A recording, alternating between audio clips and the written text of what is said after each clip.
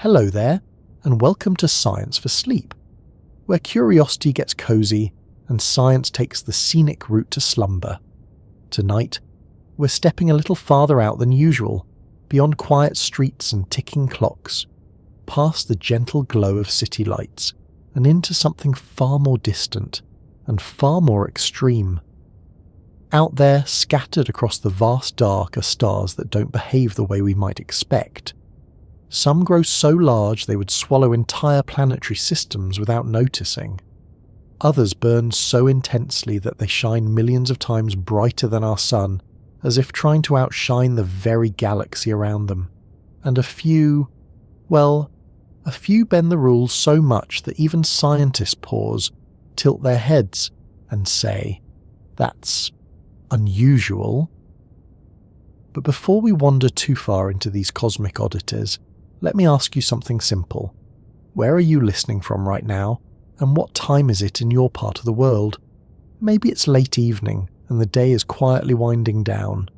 Maybe it's already deep into the night, when everything feels a little softer, a little slower. Or perhaps you're somewhere in between, just looking for a moment to pause and let your thoughts drift. If you find this kind of journey calming, or even just a pleasant way to unwind, I'd be ever so grateful if you gave the video a like and maybe subscribed. It helps this quiet little corner of science reach others who might need a gentle place to land at the end of the day. Now, I do hope this isn't so fascinating that it keeps you wide awake, but if it does, well, at least you'll be drifting off with a few new wonders tucked into your thoughts. So, settle in, get comfortable, and let your mind slow down just a little. Because somewhere out there, beyond the familiar stars we see in the night sky, are objects so large, so powerful, and so unusual that they stretch our understanding of what a star can even be. When most of us think about stars, we picture something like the sun, a steady glowing sphere of light and heat, quietly doing its job, warming planets, keeping time in a way that feels almost dependable. It rises, it sets, it marks the rhythm of days and seasons. Reliable, predictable, almost comforting. But the universe, as it turns out, isn't always interested in being predictable. Some stars don't follow that quiet, steady pattern. Instead, they push things to extremes. They grow bigger than seems reasonable, burn hotter than seems sustainable, spin faster than seems stable, or collapse into forms so dense that our everyday intuition simply stops working. And the interesting part is, these extremes aren't rare accidents. They're natural outcomes of the same processes that created our sun. The same physics, the same ingredients, just taken a little further. To understand that, it helps to take a small step back and think about what a star actually is. At its simplest, a star is a balance. On one side, you have gravity pulling everything inward. Gas, mostly hydrogen, slowly collapsing under its own weight, trying to squeeze tighter and tighter. On the other side, you have energy from nuclear fusion, pushing outward, resisting that collapse. At the core of a star, hydrogen atoms fuse into helium, releasing enormous amounts of energy, and that energy pushes back against gravity. Most stars live their lives in that balance. Not too big, not too small, not too fast, not too unstable. Just steady. But sometimes, that balance shifts. If a star forms with far more mass than usual, gravity becomes much stronger. The core gets hotter, the fusion reactions become more intense, and suddenly, the star is burning through its fuel at a staggering rate. It shines brighter, grows larger, and lives a much shorter life. If conditions are just slightly different, that same star might begin to lose material, shedding its outer layers into space. Or it might start to pulse, expanding and contracting like a slow cosmic heartbeat. Or it might spin so quickly that its shape begins to flatten, stretched outward by its own motion. And in the most extreme cases, the balance breaks entirely. Gravity wins, the star collapses, and what's left behind is something very different. But we'll get to those later. For now, it's enough to notice that the idea of an extreme star isn't about something completely separate from normal stars. It's about taking the same rules and seeing what happens when you push them further than expected. It's a bit like cooking in a way. If you follow a recipe carefully, you get something familiar, predictable. But if you double the ingredients, or turn the heat too high, or leave it in the oven just a little too long, suddenly the result changes, sometimes subtly, sometimes dramatically. Stars are like that. Most follow the recipe, some do not, and those are the ones we're going to explore. Now, one of the first things people often assume is that extreme must mean big, and yes, some of the most extreme stars are enormous beyond imagination, but size is only one part of the story. There are stars that aren't particularly large, but are unbelievably dense. Stars that rotate so quickly they're almost torn apart. Stars that flicker and erupt, losing pieces of themselves in violent outbursts. Stars that shine with such intensity that they push matter away with pure light. So when we say extreme, what we really mean is this: a star that pushes one or more of its properties to the very edge of what physics allows. Sometimes that edge holds, sometimes it doesn't. And that's where things become especially interesting, because the universe doesn't always draw clear lines. There isn't a neat boundary where stars suddenly stop existing, or behaving in certain ways. Instead, there are limits that can be approached, tested, and occasionally crossed, at least for a while.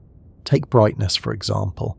There's a theoretical limit to how bright a star can be before the pressure of its own light begins to push material away faster than gravity can hold it together.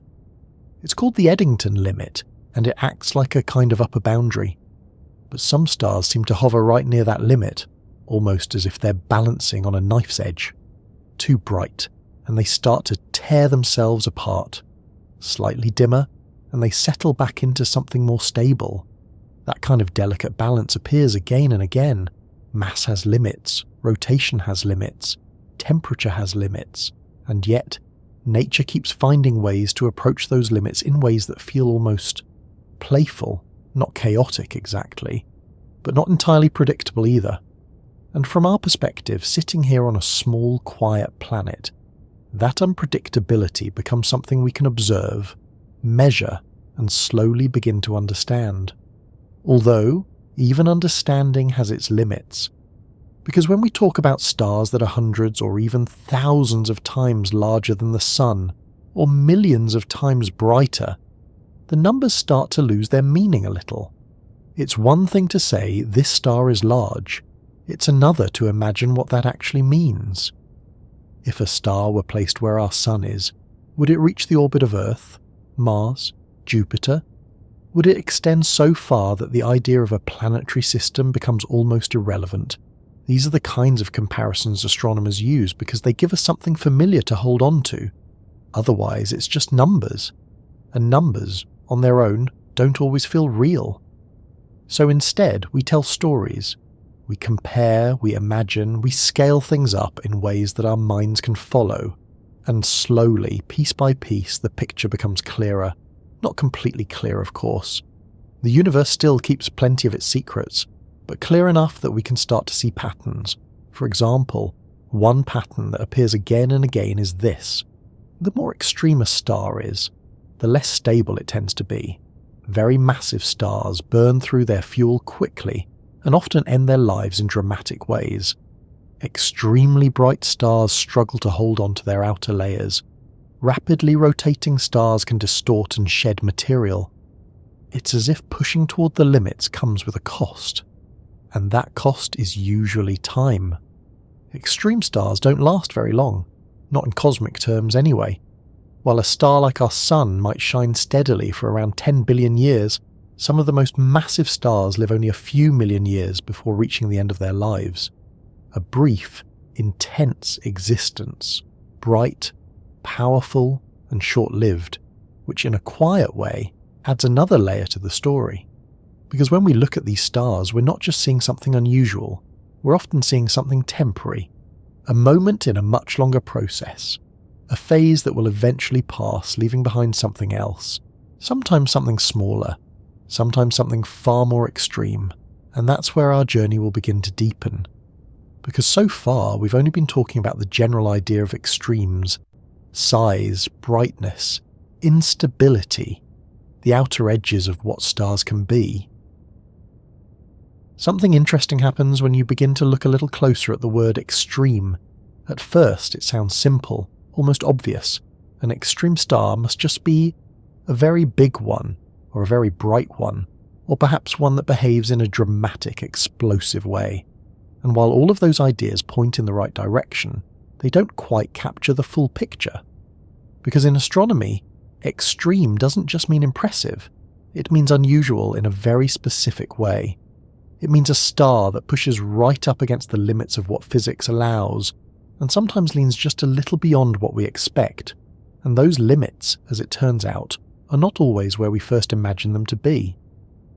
Let's take a moment to slow things down and look at what defines a typical star. Most stars begin their lives in large clouds of gas and dust. Over time, gravity pulls that material inward, gathering it into a denser and denser region. As the pressure builds, the temperature rises until eventually something remarkable happens. Nuclear fusion begins.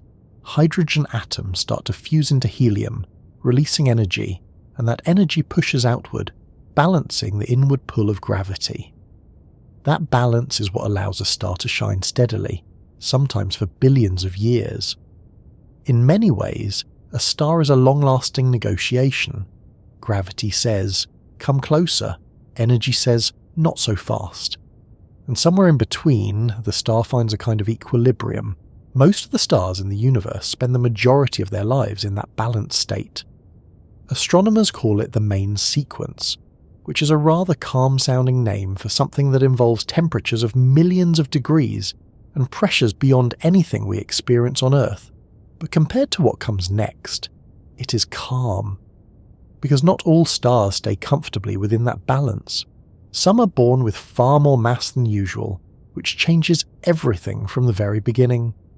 Others evolve in ways that push them into unstable territory, and a few encounter conditions that force them into entirely new forms. And that's where extreme begins to take shape. It isn't just about being large or bright, it's about how far a star moves away from that stable, predictable middle ground. One way to think about it is to imagine a range. On one end you have small, cool stars. They burn slowly, live for trillions of years, and don't change very much. On the other end, you have stars that are so massive and energetic that they barely have time to settle before something dramatic happens. The further a star sits from that comfortable middle, the more extreme it becomes. But even that is only part of the story, because extreme can show up in many different ways. Some stars are extreme in size. These are the ones that stretch outward to incredible distances, their outer layers expanding so far that if placed in our solar system, they would engulf multiple planets. Their surfaces are cool and diffuse, but their sheer scale makes them astonishing. Others are extreme in brightness. They might not be the largest stars, but they release enormous amounts of energy, millions of times more than the Sun. So much light, in fact, that it begins to push against the star's own material, creating a kind of tension between radiation and gravity. Then there are stars that are extreme in temperature. Their surfaces can reach tens of thousands of degrees, emitting intense radiation that can strip electrons from atoms across vast distances. These stars burn fast, live briefly, and often end their lives in powerful explosions. And some stars are extreme in ways that feel almost counterintuitive. Instead of being large and diffuse, they become incredibly small and dense. So dense, in fact, that a tiny amount of their material would weigh more than anything we can easily imagine. It's a strange contrast. On one side, stars that are impossibly large. On the other, stars that are impossibly compact. Both are extreme. Both are natural outcomes of the same underlying physics. And both challenge the way we usually think about what a star should be. Now, one of the most important ideas in all of this is that stars are not static objects. They change. Slowly, yes, but constantly. Over time, a star uses up the hydrogen in its core. As that fuel runs low, the balance between gravity and energy begins to shift.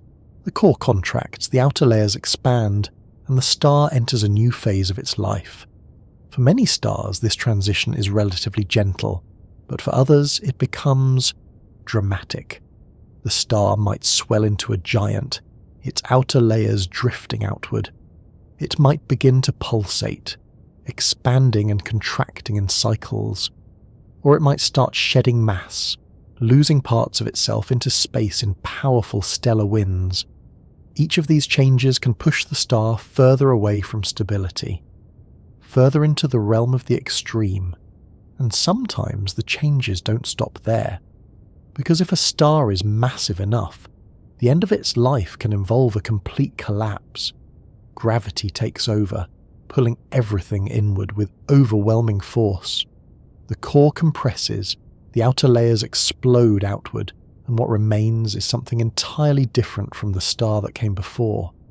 A neutron star, a black hole, objects that stretch the definition of star almost to its breaking point, and yet they are part of the same story, the same sequence of events, the same set of physical rules taken to their limits. Which brings us to an important point. Extremes in the universe are not accidents, they are consequences. If you take the basic ingredients of a star, mass, gravity, energy, and let them interact over time, you naturally get a wide range of outcomes, some mild, some dramatic, some that sit comfortably within our expectations, and others that push far beyond them. And when we observe those far-reaching cases, those stars that seem almost too large, too bright, too fast, or too dense, we're not just seeing curiosities, we're seeing the boundaries of what's possible. In a way, extreme stars act like signposts. They tell us, this is as far as things can go, or at least as far as we've seen so far. And sometimes they hint that those boundaries might not be as fixed as we once thought. Because every now and then, astronomers discover something that doesn't quite fit. A star that seems too massive according to existing theories, or too luminous, or behaving in a way that wasn't predicted. And when that happens, it doesn't just add a new entry to a list, it forces us to reconsider the rules themselves, to ask whether our understanding is complete, or whether there's still something missing. That's part of what makes this topic so quietly fascinating. It isn't just about the stars themselves, it's about what they reveal, about how the universe behaves when pushed to its limits, and about how those limits are sometimes more flexible than we expect. Now, there's another layer to this idea of extremes that's worth noticing, and it has to do with perspective, because from where we stand, on a planet orbiting a fairly average star, everything we observe out there is already somewhat removed from our everyday experience. Even the sun, for all its familiarity, is something we can't approach, can't touch, can't directly experience beyond its light and warmth. So when we talk about stars that are hundreds or thousands of times larger, or millions of times brighter, we're stepping even further away from anything familiar. And yet, we still try to understand them in relatable terms. We compare sizes to planetary orbits. We describe brightness in terms of how much energy reaches us. We use analogies, metaphors, and simple explanations to bridge the gap between what we know and what we're trying to grasp. It's a gentle process, one step at a time, and as we move forward, that process becomes even more important. Because the next extremes we're going to explore are not just slightly unusual, they are so large, so expansive that they begin to stretch even our best comparisons. Stars that make our sun feel small, stars that, if placed in its position, would extend far beyond the inner planets, reaching into regions of space we usually associate with entirely different scales. And as we begin to look at those, you might notice something subtle. The idea of big starts to shift. What once seemed enormous begins to feel modest, and the universe, in its quiet way, reminds us that there's always something larger, something brighter, something more extreme waiting just beyond the edge of what we've already seen. Before a star becomes something vast or unstable or difficult to explain, it begins in a way that is surprisingly quiet.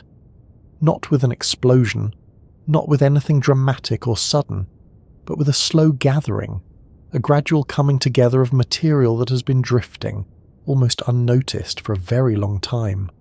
Somewhere out in space there are enormous clouds made mostly of hydrogen gas.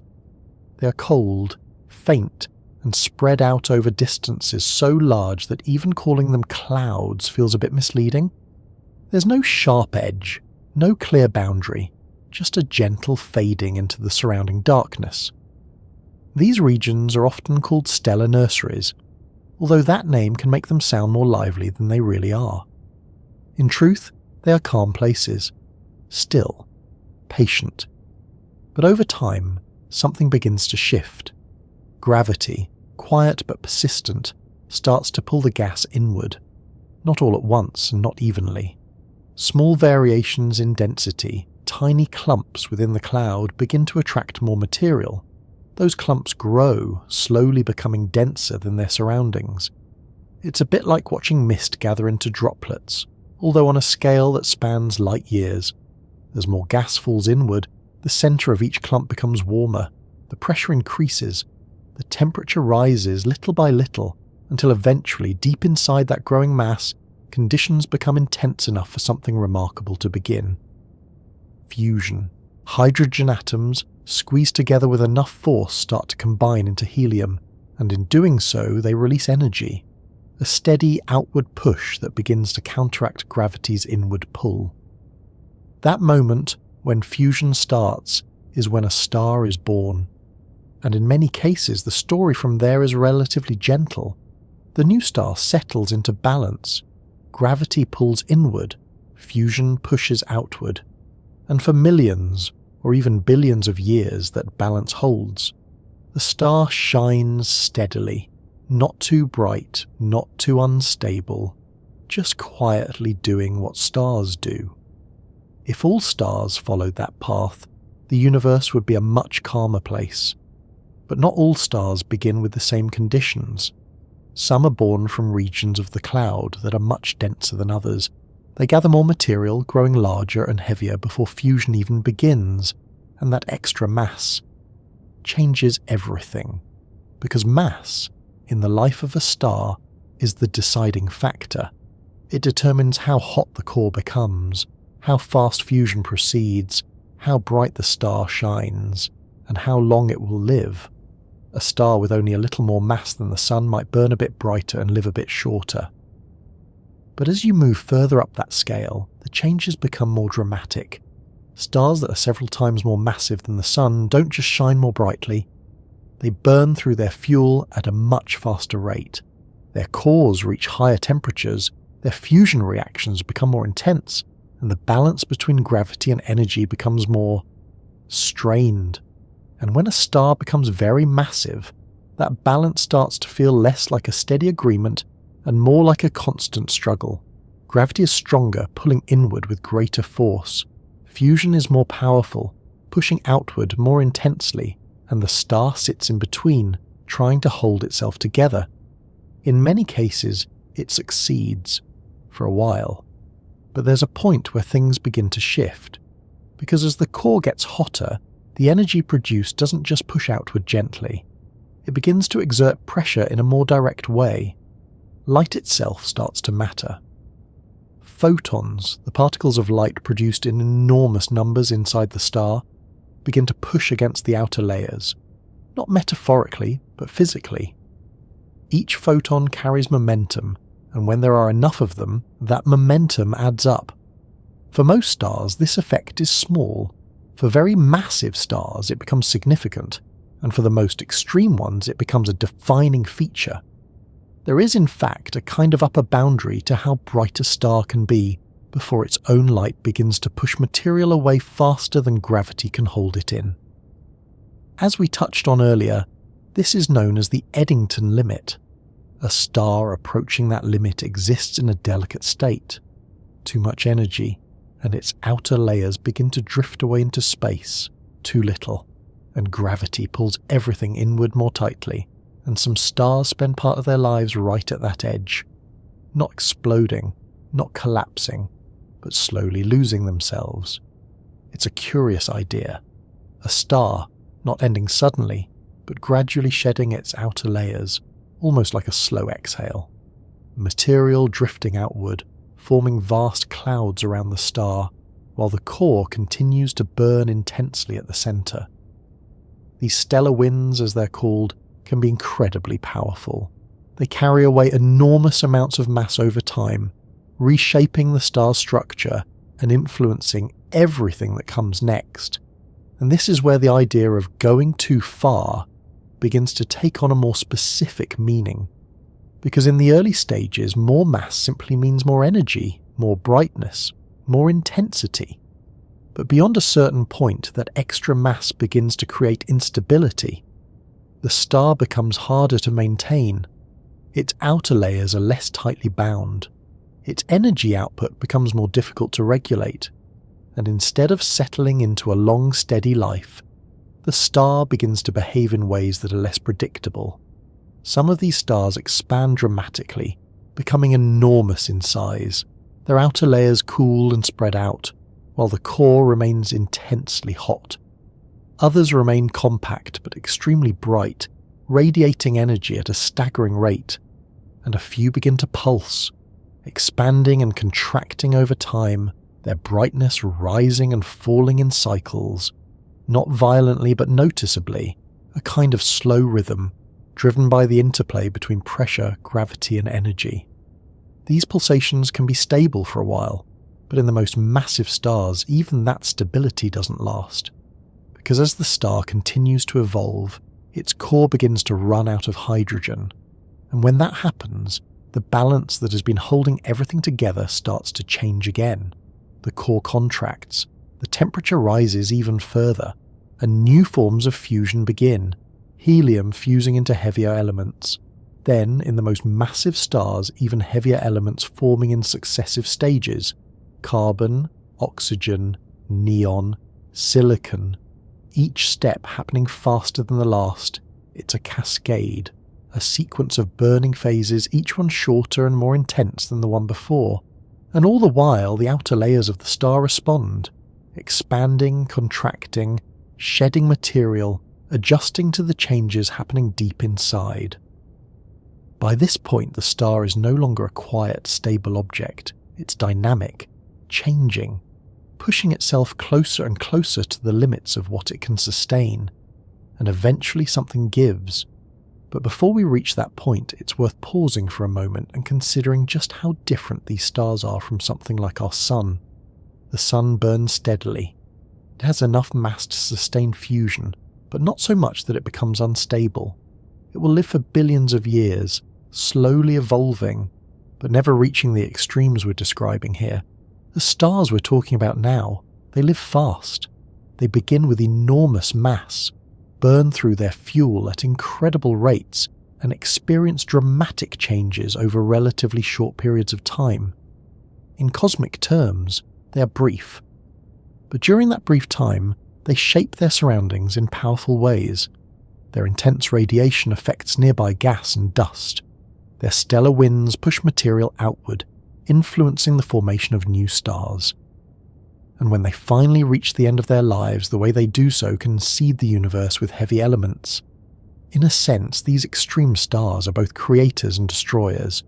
They take the quiet beginnings of stellar formation and push them to their limits, and in doing so, they set the stage for what comes next. Because when a star has gone far enough, burned hot enough, and changed enough, it reaches a point where it can no longer maintain that delicate balance. Gravity, which has been present from the very beginning, begins to assert itself in a new way, and the star, which once held itself together through the steady outward push of fusion, starts to collapse. That collapse doesn't always lead to the same outcome. Sometimes it results in something small and dense, sometimes something far more dramatic, and sometimes something that barely resembles a star at all. But before we explore those endings, there's another kind of extreme we need to look at more closely. Because not all stars become extreme through instability or collapse. Some simply grow. They expand outward to such enormous sizes that even describing them requires careful comparison.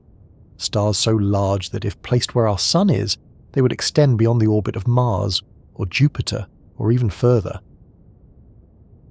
It's one thing to say that a star is large. It's another thing entirely to begin asking how large a star can actually become, because at first the idea seems straightforward. Add more mass, and the star should simply grow bigger. More material, more gravity, more fuel, a larger object in every sense. But as we've already started to notice, stars don't always follow simple linear rules. And when it comes to size, the relationship between mass and physical scale becomes surprisingly flexible. Let's ease into that idea gently. If you were to compare stars the way we often compare everyday objects, you might expect that the most massive stars are always the largest. That a star with 10 times the mass of the Sun would be roughly 10 times the size, and one with 100 times the mass would be even larger still. But that's not quite how it works. Some of the most massive stars are indeed very large, but not necessarily the largest in terms of physical radius. Instead, the true giants of the universe are often stars that have reached a particular stage in their lives, where their outer layers expand dramatically, stretching outward into space in a way that feels almost disproportionate to their mass. These are the stars we call red supergiants and hypergiants, and they are difficult to picture. Not because we lack numbers, but because the numbers quickly stop feeling meaningful. So instead, it helps to approach them slowly, with comparisons that build step by step. Let's start close to home. The Sun, the star we know best, has a radius of about 700,000 kilometers. That's already large enough to contain more than 1 million Earths inside it, a scale that, on its own, is already quite far beyond anything we experience directly. Now imagine a star that is not just twice that size, or 10 times, but hundreds of times larger in radius, not mass, radius.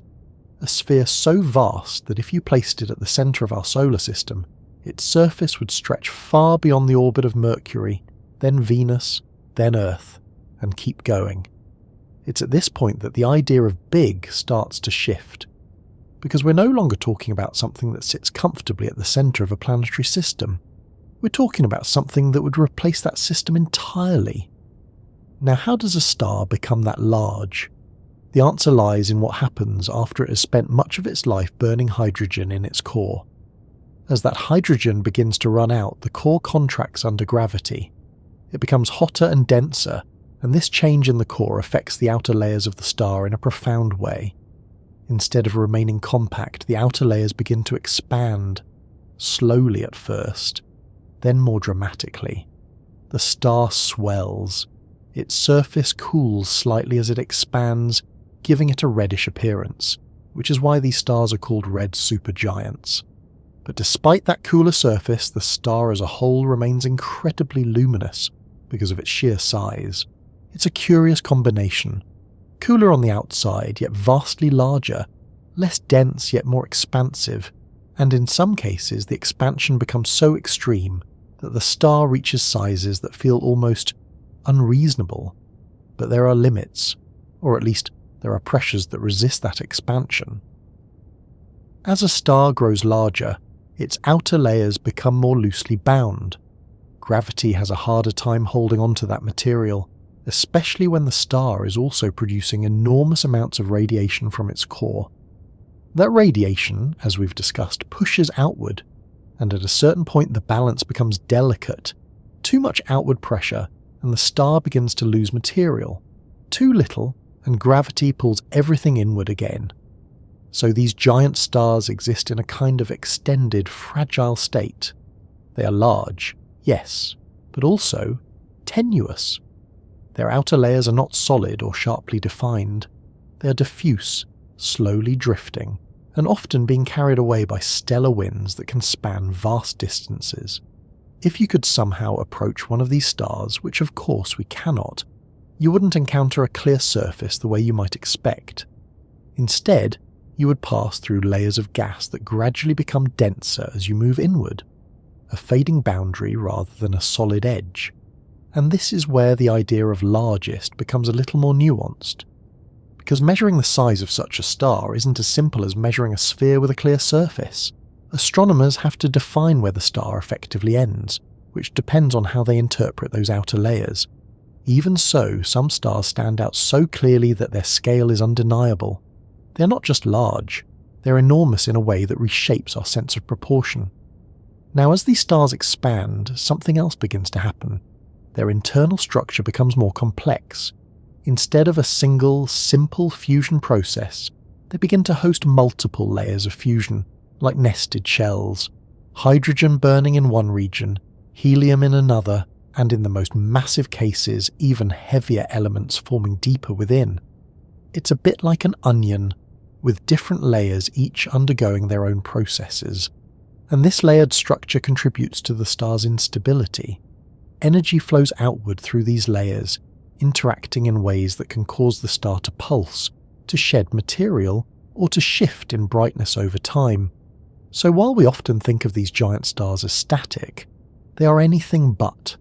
They are dynamic, slowly changing, constantly adjusting, and always moving toward the next stage of their evolution. And that next stage is often dramatic. But before we move there, it's worth lingering for a moment on just how extraordinary their size really is. Because even with comparisons, even with careful descriptions, there's still a tendency for the mind to compress these scales into something more manageable. To think large, but still just a star. But if you take a step back and imagine placing one of these giants in our solar system, something interesting happens. The familiar layout begins to disappear. The orbits of the inner planets vanish inside the star's outer layers. Distances that once felt significant are suddenly contained within a single object. And what was once empty space between planets becomes part of the star itself. It's a quiet shift in perspective. Not dramatic, not overwhelming, just a gradual realization that the scales we're used to are not universal. The universe allows for structures far larger than the ones we encounter in our immediate surroundings. And it does so naturally, without effort, without exception. These stars are not anomalies in the sense of being mistakes. They are part of the range of possibilities that emerge from the same physical laws that govern everything else, which in a way makes them even more fascinating, because they are both familiar and unfamiliar at the same time. They are stars, and yet they are something more. Now, there's one more aspect of these giants that's worth noting, and that is how temporary they are. Despite their immense size, they do not last long. Their large mass, combined with their intense energy output, means they burn through their fuel quickly. The very properties that make them so impressive also ensure that their time is limited. They expand, they shine brightly, they shed material, and then, eventually, they move on to the next phase of their existence. Sometimes that transition is gradual, sometimes it is sudden, but it is always inevitable. And in that sense, these giant stars are a kind of brief spectacle. Not brief in human terms, of course. They still exist for hundreds of thousands or even millions of years. But compared to smaller, more stable stars, their lives are relatively short. A reminder that in the universe, size and longevity do not always go hand in hand. The universe, in its quiet, unhurried way, continues to reveal that there is always something a little more expansive waiting just beyond what we've already seen. There's a moment somewhere along this journey when the idea of large quietly stops meaning what it used to. Not suddenly, not dramatically, but gradually, as each comparison stretches a little further than the last. And then, eventually, you come across a star like UY Scuti. And the scale shifts again, not by a small amount, but by enough that even astronomers, who are quite used to large numbers, pause for a second before explaining it. Because this is not just a big star. This is a star that seems to sit right at the edge of what we expect a star to be able to become. Let's approach it slowly, the same way we've been approaching everything else. Imagine the sun, steady and familiar, sitting at the centre of our solar system. Now imagine replacing it with something larger. Not dramatically larger at first, just enough to reach out toward Mercury. That already feels like a meaningful increase. Then imagine a star that extends past Venus, then one that reaches Earth, then Mars. By this point, the scale has already stretched far beyond what feels intuitive. But with UY Scuti, we keep going, out past Jupiter, out towards Saturn, a sphere so large that if it were placed where the Sun is, its outer layers would reach somewhere near the orbit of Saturn, possibly even a bit beyond, depending on how you define its edge. It's a quiet kind of enormity. Not explosive, not violent, just vast. And that vastness is what makes it feel almost unreasonable. Because when we think of stars, we tend to imagine something contained. A bright point of light with a clear boundary, something that occupies a space, rather than something that begins to fill an entire region. But this star doesn't quite fit that picture. Its outer layers are so extended, so diffuse, that the idea of a sharp surface becomes less useful. Instead, it fades outward, its material thinning gradually into the surrounding space. It's less like a solid sphere, and more like a very large, very faintly defined presence. Which raises an interesting question. How does something like this even form? The answer, as with many things in astronomy, begins with mass. UY Scuti likely started its life as a very massive star. Not necessarily the most massive ever, but enough to ensure that its evolution would follow a more dramatic path than something like our Sun. In its early stages, it would have burned hydrogen rapidly, its core reaching high temperatures, its energy output far greater than average. That alone would have made it a bright, powerful star. But the real transformation came later. As the hydrogen in its core began to run out, the balance shifted. Gravity pulled inward, the core contracted, and in response the outer layers expanded, not just a little, but enormously. This is the red supergiant phase, the stage where stars like this grow to their largest sizes. The outer layers cool as they expand, giving the star its reddish colour, while the core continues to burn heavier elements at an increasing rate. It's a phase that many massive stars pass through, but not all reach quite this scale, and that's where things become a little more uncertain, because while UY Scuti is often described as one of the largest known stars, measuring something like this is not straightforward. As we mentioned earlier, these stars don't have a clearly defined edge. Their outer layers are extended and constantly changing. Stellar winds carry material away. Pulsations cause the star to expand and contract slightly over time, and the surrounding environment can blur the boundaries even further. So when astronomers estimate its size, they're working with models, observations, and careful interpretation. The exact number can vary, but regardless of the precise measurement, the conclusion remains the same. It is extraordinarily large. Now, what makes this even more interesting is that despite its immense size, it is not the most massive star we know. In fact, stars that are significantly more massive can be much smaller in radius, which might feel a bit counterintuitive. We often associate size with mass, but in stars the relationship is more complicated. A very massive star can be compact and extremely hot, while a slightly less massive one can expand into a vast cooler giant.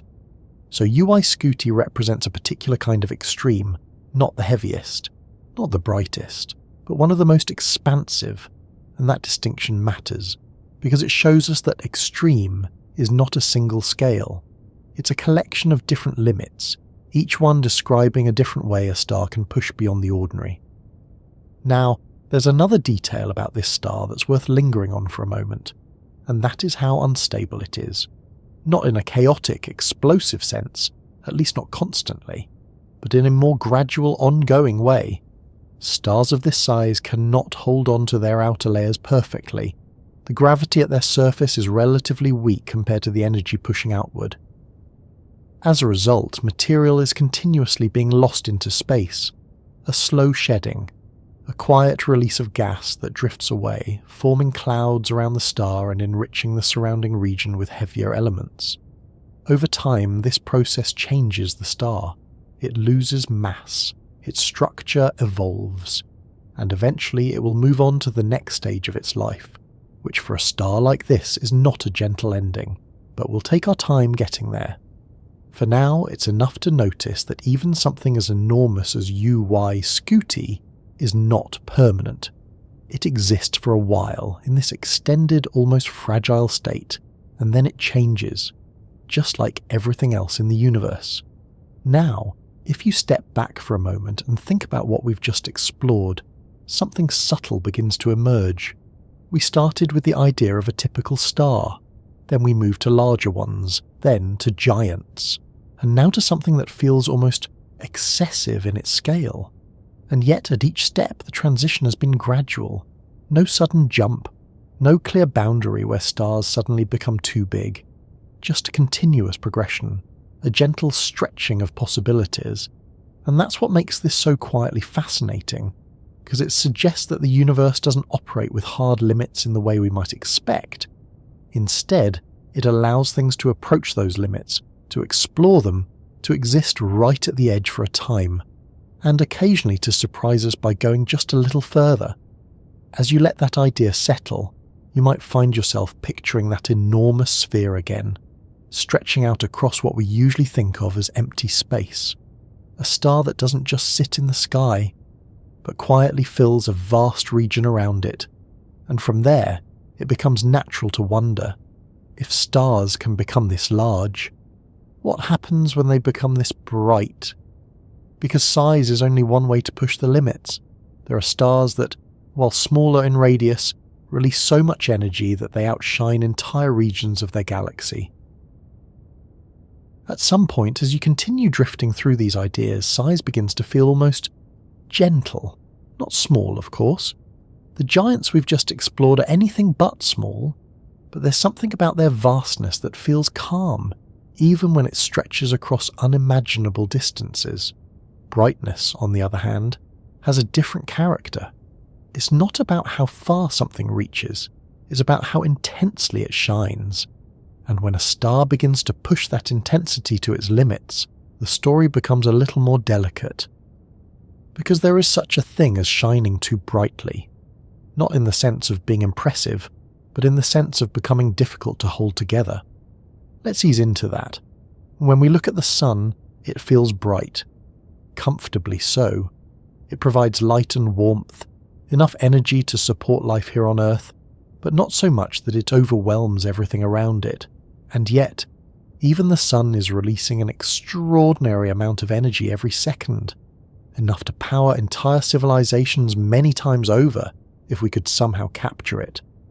But in the broader scale of the universe, the sun is modest. There are stars that release not 10 times more energy, not 100 times, but millions of times more. Stars that shine with such intensity that if they were placed at the center of our solar system, the idea of warmth would become irrelevant. Everything nearby would be flooded with radiation far beyond what anything familiar could withstand. And yet, those stars exist, quietly, steadily, at least for a while. Now, what makes a star luminous? At its core, it comes down to how much energy it produces, and that energy is determined largely by two things: mass and temperature. More massive stars have stronger gravity, which compresses their cores more tightly. That compression raises the temperature, and higher temperatures lead to faster, more energetic fusion reactions. It's a chain of cause and effect. More mass leads to higher pressure, leads to higher temperature, leads to more fusion, leads to more energy. And as that energy travels outward from the core, it eventually escapes as light. But here's where things begin to shift. Because as a star becomes more luminous, something subtle but important happens. The light itself starts to push back, not metaphorically but physically. Photons, the particles of light, carry momentum. When they stream outward from the core in enormous numbers, they exert pressure on the material in the star's outer layers. For most stars, this effect is small. For very luminous stars, it becomes significant, and for the most luminous stars, it becomes a defining challenge. Because at a certain point, the outward pressure from radiation begins to rival the inward pull of gravity. And when those two forces come into near balance, the star enters a very delicate state. If gravity wins, the star contracts slightly. If radiation wins, the outer layers begin to drift away. This boundary is known as the Eddington limit, And while we won't dwell too heavily on the technical details, the idea itself is quite simple. It represents the point at which a star is shining as brightly as it can without losing itself. Any brighter, and it starts to push its own material away, which leads to a rather interesting situation, because some stars exist right at that edge, not comfortably below it, but close enough that even small changes can tip the balance. These stars don't just shine brightly, they struggle to remain intact, and that struggle often shows itself in subtle ways. Their outer layers can become unstable, leading to strong stellar winds that carry material away into space. Over time, these winds can remove significant amounts of mass, reshaping the star and altering its future. In some cases, the star may experience outbursts, not full explosions, but sudden increases in brightness, accompanied by the ejection of large amounts of material, a kind of release as the star adjusts to the pressures building within it. And all of this happens while the star continues to shine, still luminous, still powerful, still balancing. It's a quiet kind of tension. Now, one of the interesting things about luminous stars is that they don't always look the way we might expect. You might imagine that the brightest stars must also be the hottest, and often that's true. Many luminous stars are indeed very hot, with surface temperatures that give them a blue or bluish-white colour. But there are also stars that are extremely bright because they are enormous. Their surfaces may be cooler, giving them a reddish appearance, but their sheer size means they emit vast amounts of energy overall. So luminosity is not just about temperature, it's about the total energy output, which depends on both how hot a star is and how large its surface area is. A small, extremely hot star can be very luminous. A very large, cooler star can also be very luminous, and sometimes a star manages to be both large and hot, which leads to truly staggering levels of brightness. Now, as these stars continue their lives, their high luminosity affects more than just their own structure. It also shapes their surroundings. The intense radiation they emit can ionize nearby gas, stripping electrons from atoms and creating glowing regions of plasma. These regions can stretch across vast distances, forming some of the most visually striking structures in the galaxy. Their stellar winds push material outward, carving cavities in the surrounding gas and triggering the formation of new stars in nearby regions. In this way, luminous stars are not just passive objects, they are active participants in the evolution of their environment. They influence what forms around them, they shape the space they occupy, and eventually, when their lives come to an end, they leave behind material that becomes part of the next generation of stars.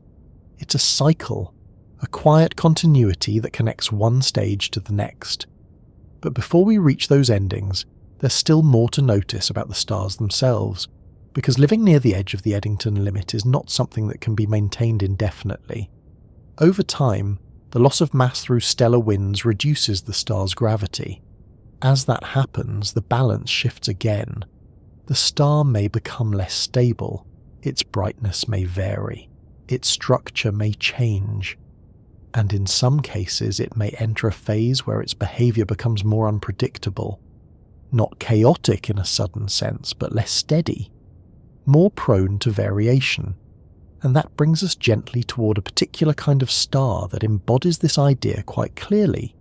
Stars that don't just shine brightly, but occasionally release enormous amounts of energy in sudden dramatic events. Stars that seem to hover on the edge of stability, sometimes crossing it in ways that leave visible traces in the space around them.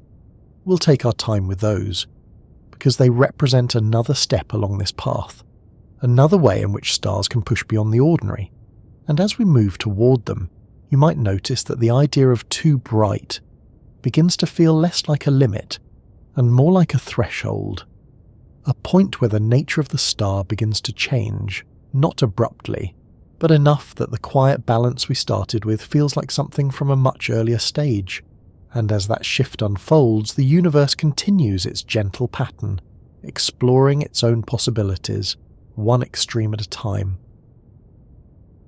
There are stars that shine steadily, There are stars that grow quietly, expanding over time, becoming larger, softer, more diffuse. And then there are stars that refuse to stay still. Stars that seem to hover right on the edge of something, as if they are never quite comfortable in their own structure. Not collapsing, not exploding completely, but constantly adjusting, shifting, releasing energy in ways that feel almost unpredictable. And among those, one of the most fascinating examples is Eta Carinae. Now, rather than rushing into numbers or classifications, it helps to begin with a simple idea. What does it actually mean for a star to be unstable? Because instability, in this context, doesn't mean chaos in the everyday sense. It doesn't mean a star randomly tearing itself apart at every moment. Instead, it means that the balance we've been talking about between gravity pulling inward and energy pushing outward becomes sensitive. Small changes can have large effects. The star is no longer comfortably balanced. It's more like it's constantly correcting itself, overshooting slightly, then adjusting again. And in very luminous stars, especially those near that delicate boundary we mentioned earlier, this sensitivity becomes more pronounced. That's where Eta Carinae comes in. It isn't just one star, actually. It's a system, likely consisting of two massive stars orbiting each other, locked in a slow, complex gravitational dance. Both are extremely luminous. Both are powerful. And together they create something that is far more dynamic than a single steady star. But even if we focus on the primary star itself, what stands out most is not just its brightness or its mass, it's its behaviour. Because in the 19th century something unusual happened. For a time, Eta Carinae became one of the brightest objects in the night sky. Bright enough to rival some of the most prominent stars we can see with the naked eye. And then it faded. Not completely, not instantly, but gradually, over time, as if the star had briefly surged beyond its normal state and then settled back down again.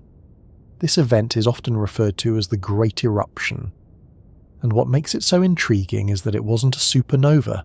The star didn't destroy itself. It survived. But during that eruption, it released an enormous amount of material into space. Vast clouds of gas, moving outward, forming what we now observe as a complex, expanding nebula surrounding the star. It's sometimes described as a kind of stellar outburst, not the final act, but something more like a dramatic release of pressure. And that raises a quiet question. Why would a star do that? Why would something that has spent so much time maintaining balance suddenly release such a large amount of energy and material? The answer, as you might expect by now, comes back to limits. Eta Carinae is so luminous, so energetic, that it exists very close to that boundary where radiation pressure begins to compete strongly with gravity. Its outer layers are not tightly bound. They are in a sense loosely held, almost ready to drift away. And under certain conditions, that's exactly what happens. The star sheds mass. Not gently, not gradually, but in large, noticeable amounts. It's a bit like a system under pressure. For a long time, everything holds together. The forces remain balanced. But as energy builds, as conditions shift, there comes a point where something has to give. And when it does, the release can be significant. Now, one of the interesting things about this kind of instability is that it doesn't necessarily lead directly to the end of the star. Eta Carinae is still there, still shining, still evolving, but it has changed. The material it expelled now surrounds it, forming a kind of envelope, a visible record of what happened. And as that material moves outward, it interacts with the radiation from the star, creating complex structures, glowing regions, and shifting patterns that astronomers can observe. It's a reminder that stars are not isolated. They don't just exist as points of light. They shape their surroundings, and sometimes those surroundings carry the history of what the star has been through. Now, there's another layer to this story that makes things even more interesting, because Eta Carinae is not just unstable on its own, it's part of a binary system. Two massive stars orbiting each other, influencing each other's behaviour in subtle but important ways. As they move along their orbits, their stellar winds collide, creating regions of intense interaction. Shock fronts, high energy emissions, changes in brightness, all arising from the way their outflows meet and mix. So the system as a whole becomes even more dynamic. Not just a single star adjusting to its own internal pressures, but two stars interacting, exchanging energy, shaping each other's environments, and all of this contributes to that sense of instability. Not chaotic, but active, not unpredictable in every moment, but capable of surprising shifts. Now, if you step back and look at the broader picture, something begins to stand out. We started with stars that were stable, balanced, long-lived. Then we moved to stars that were large, then to stars that were extremely luminous. And now we're looking at stars that are not just pushing those limits, but actively struggling with them.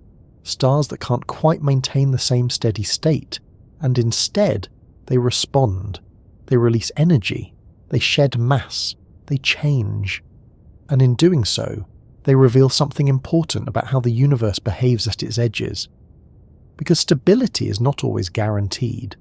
Sometimes, when conditions become too extreme, systems don't hold perfectly.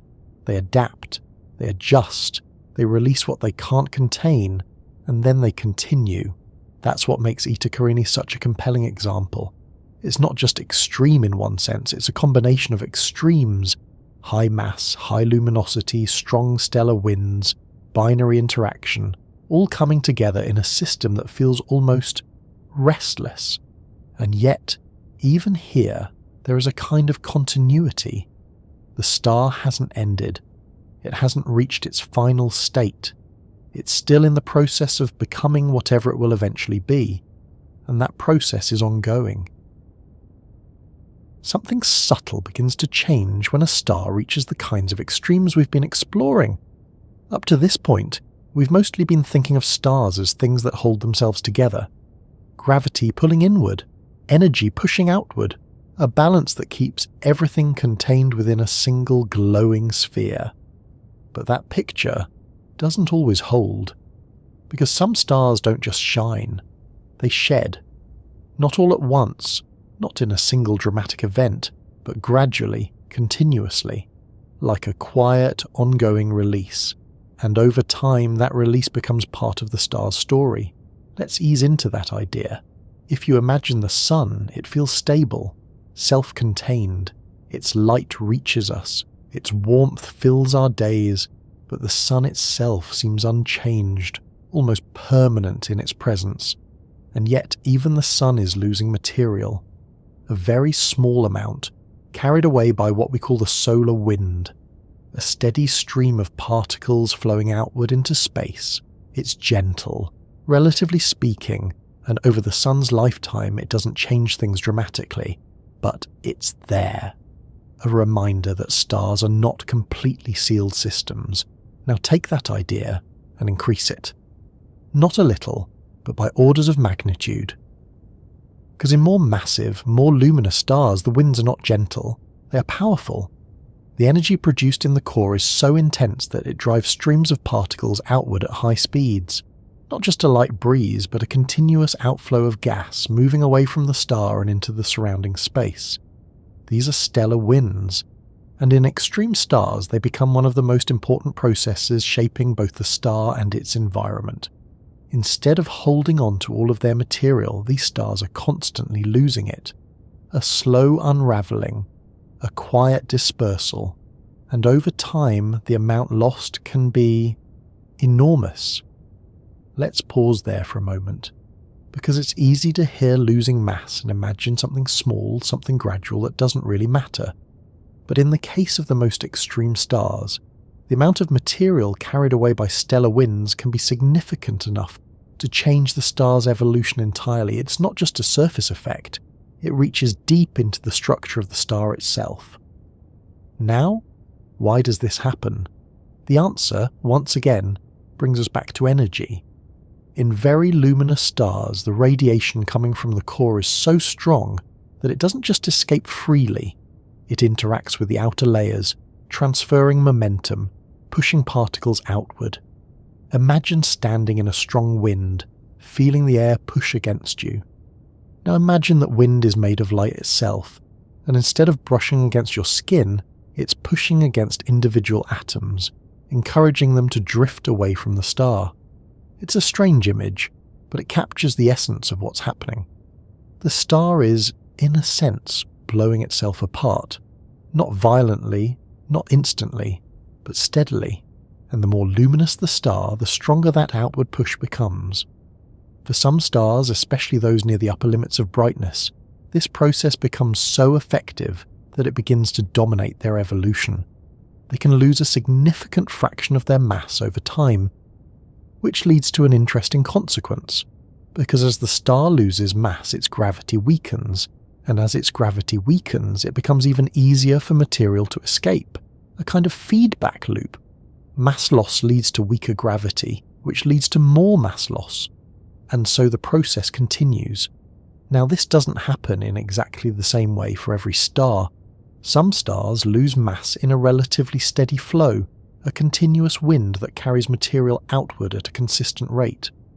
Others lose mass in bursts, shorter periods where the outflow becomes more intense, releasing larger amounts of material in a relatively brief time. And then there are stars that do both, mostly steady, but occasionally punctuated by more dramatic episodes. Each pattern tells us something about the internal conditions of the star, about how energy is moving through it, how stable its outer layers are, and how close it is to the limits we've been discussing. Now, as this material leaves the star, it doesn't simply vanish. It spreads out into space, forms clouds, structures, regions of gas and dust that can stretch across vast distances, and over time these regions can become sites of new activity, new stars forming, new systems taking shape. So in a quiet way, this process of losing mass is also a process of giving. The star is returning material to the universe, material that will eventually become part of something else. It's a slow exchange, a cycle that continues over enormous spans of time. But from the perspective of the star itself, it's also a transformation, because as it loses its outer layers, its structure changes. The core becomes more exposed.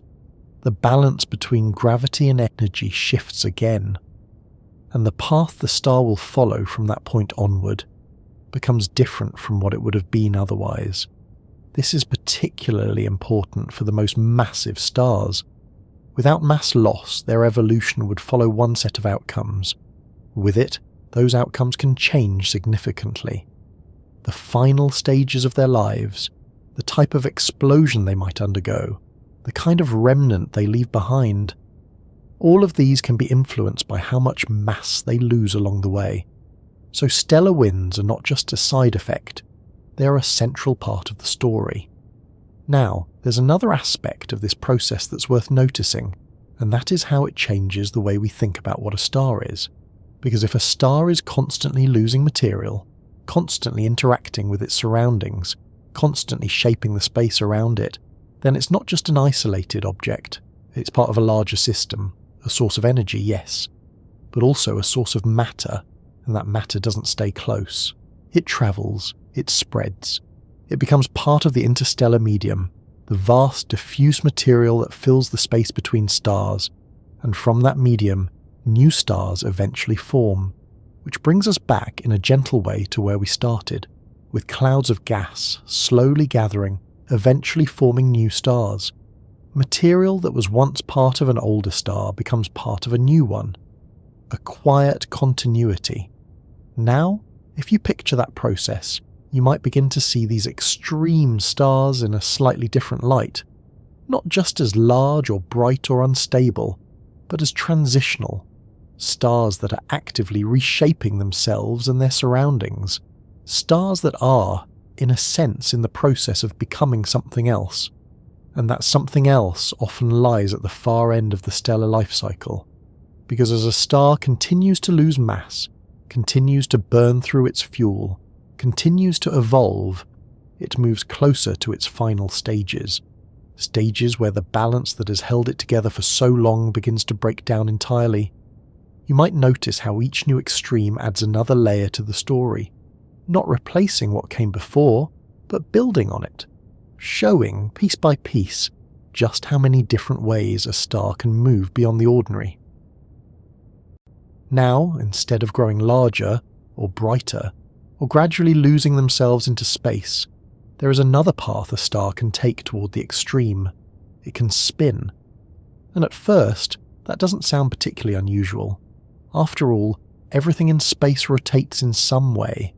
Planets spin, stars spin, galaxies spin. Rotation is almost a natural consequence of how things form. When clouds of gas collapse under gravity, even the slightest initial motion gets amplified, like a slow swirl becoming more noticeable as everything pulls inward. So yes, stars spin. That part is expected.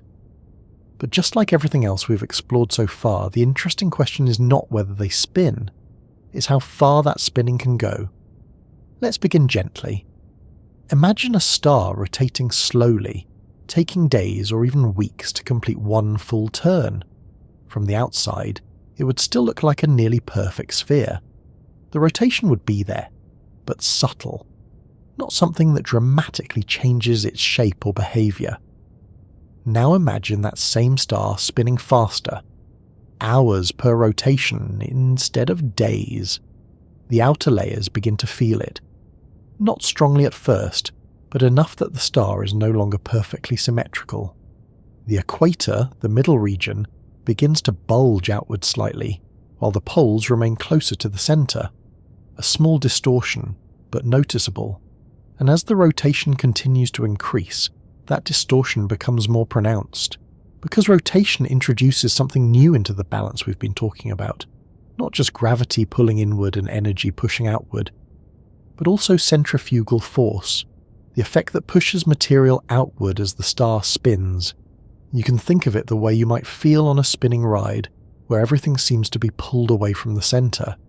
In a star, that same effect acts on the gas in its outer layers, and if the star spins fast enough, that outward push becomes significant.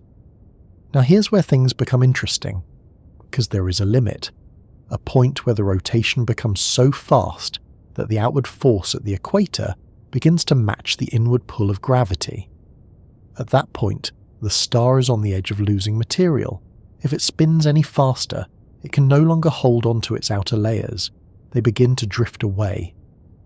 So, much like brightness has the Eddington limit, rotation has its own kind of boundary, a maximum speed beyond which the star cannot remain intact in the same way. But some stars get very, very close to that boundary. These are the fastest spinners, and their shapes reflect it. Instead of being round, they become flattened, oblate, wider at the equator, narrower at the poles, almost like a sphere that has been gently pressed from above and below. It's a subtle change at first, but in the most extreme cases it becomes quite pronounced. This star's equator stretches outward, its poles draw inward, and the difference between those two regions becomes something astronomers can actually measure. Now this change in shape is not just a visual curiosity, it affects the star's behaviour in deeper ways. Because when a star spins this fast, its surface is no longer uniform. The equator, being farther from the centre, experiences slightly weaker gravity. The poles, being closer, experience stronger gravity. And that difference leads to variations in temperature. The poles become hotter, the equator becomes cooler. So instead of a star with a uniform surface, you get one with a kind of gradient. Brighter at the poles, dimmer at the equator, a quieter symmetry. And if you were observing such a star from a distance, depending on your angle, it might appear slightly different in brightness or colour. Subtle effects, but real. Now, let's take this a step further. Because just as with brightness and mass loss, rotation can also lead to something more dynamic. If a star spins close enough to its limit, the material at its equator becomes only loosely bound. And in some cases, that material begins to escape. Not in a sudden burst, but as a gradual outflow, a disk of gas forming around the star, composed of material that has been flung outward by the star's own rotation. These are known as decretion disks, and they create a kind of extended structure around the star, something that is no longer part of the star itself, but still closely connected to it. It's another way in which stars can lose themselves, but driven by motion rather than radiation. Now, as you might expect by now, rotation doesn't act alone. It interacts with everything else we've discussed. A star that is very massive, very luminous, and also spinning rapidly, becomes a complex system, each factor influencing the others. Rotation can enhance mass loss. Mass loss can change rotation over time. Internal processes can redistribute angular momentum, altering how fast different parts of the star spin. It's all connected, and that connection makes the behavior of these stars more intricate, not chaotic but layered.